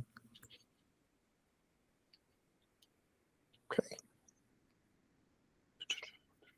While we're looking at this as a group, there is a requirement for the assessment center, which is the oral exam. It has a minimum requirement where the other portfolio sections do not necessarily have a minimum requirement that they meet. Is that appropriate, or should it be considered the same as the other portfolios, or should all portfolios have a minimum average score requirement? Ken, what are your thoughts? 0. We're looking up here, by the way. We're looking at the top left. Yeah. I think a 0 in a component is probably not acceptable, right? I think so. I think there should be a minimum, acceptable. So average score, yeah. A minimal. So you believe all sections should have a minimal accepted score? I think so. Yeah. Okay. If you look at the bottom, we have accomplished, right? So accomplished goes down to 2.75, and you see that there is a gap here. Mm-hmm. There's a whole point jump, or excuse me, not a whole point. There's a 0.5 jump from not accomplished to accomplished, and that is to create that hard decision point for a certification council member to say this individual is not accomplished or accomplished, and prevent them from sitting on a fence. As you do see, the minimal score is not accomplished. However, the total weighted score prevents individuals from scoring all not accomplished. Okay, so that's built into it. Okay. That is what the total weighted score is. Although we still can build in, and if there was a minimal score for each portfolio section, it would essentially be, what would that minimal score be in your opinion? Yeah, well, I guess the question is, could somebody do really well on 2 portions of it and then not do the third one, and still under a, when you combine it all together, do they still pass? The easy answer, and it's the correct answer, is no. An individual cannot miss a component. They have to complete all 4 components. And then if you did enter scores for that, either as a 0 and or a 0.75 or 1.25, they would not result in a passing score unless they scored 4.25 in each event. So I guess there may be a case in which it is technically possible. So somebody's really good in those couple of events and doesn't do one, they could still pass. They would still have to complete the component, Mhm. but they could perform very poorly Okay. in that component. I would definitely have to go back and look at that scores or those scores. I'll put that to the tag. Yeah, but I'm comfortable like as long as they complete it. Completion is requirement, because I don't see many people submitting blank pieces of paper, so they're going to get a score from it. I would like to lean on our individual who spent a lot of time in academia. Mr. Livings, has someone, in your opinion, do people tend to submit blank papers?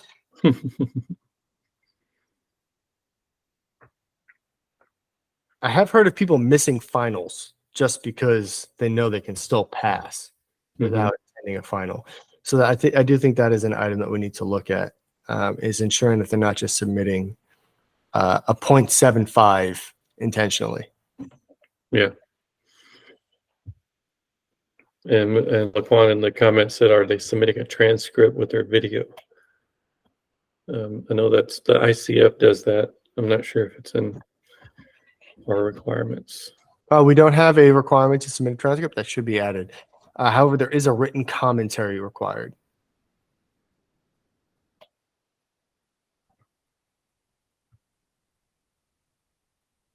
So each video will have its own written commentary, almost like a movie commentator, really, if you've ever watched one of those great video clips. Mr. Rodas, what are your thoughts on the weighing? Mr. Rodas already answered. He agrees. Laquan answered. She agrees. And Mr. Livings, on the general weights, what are your thoughts?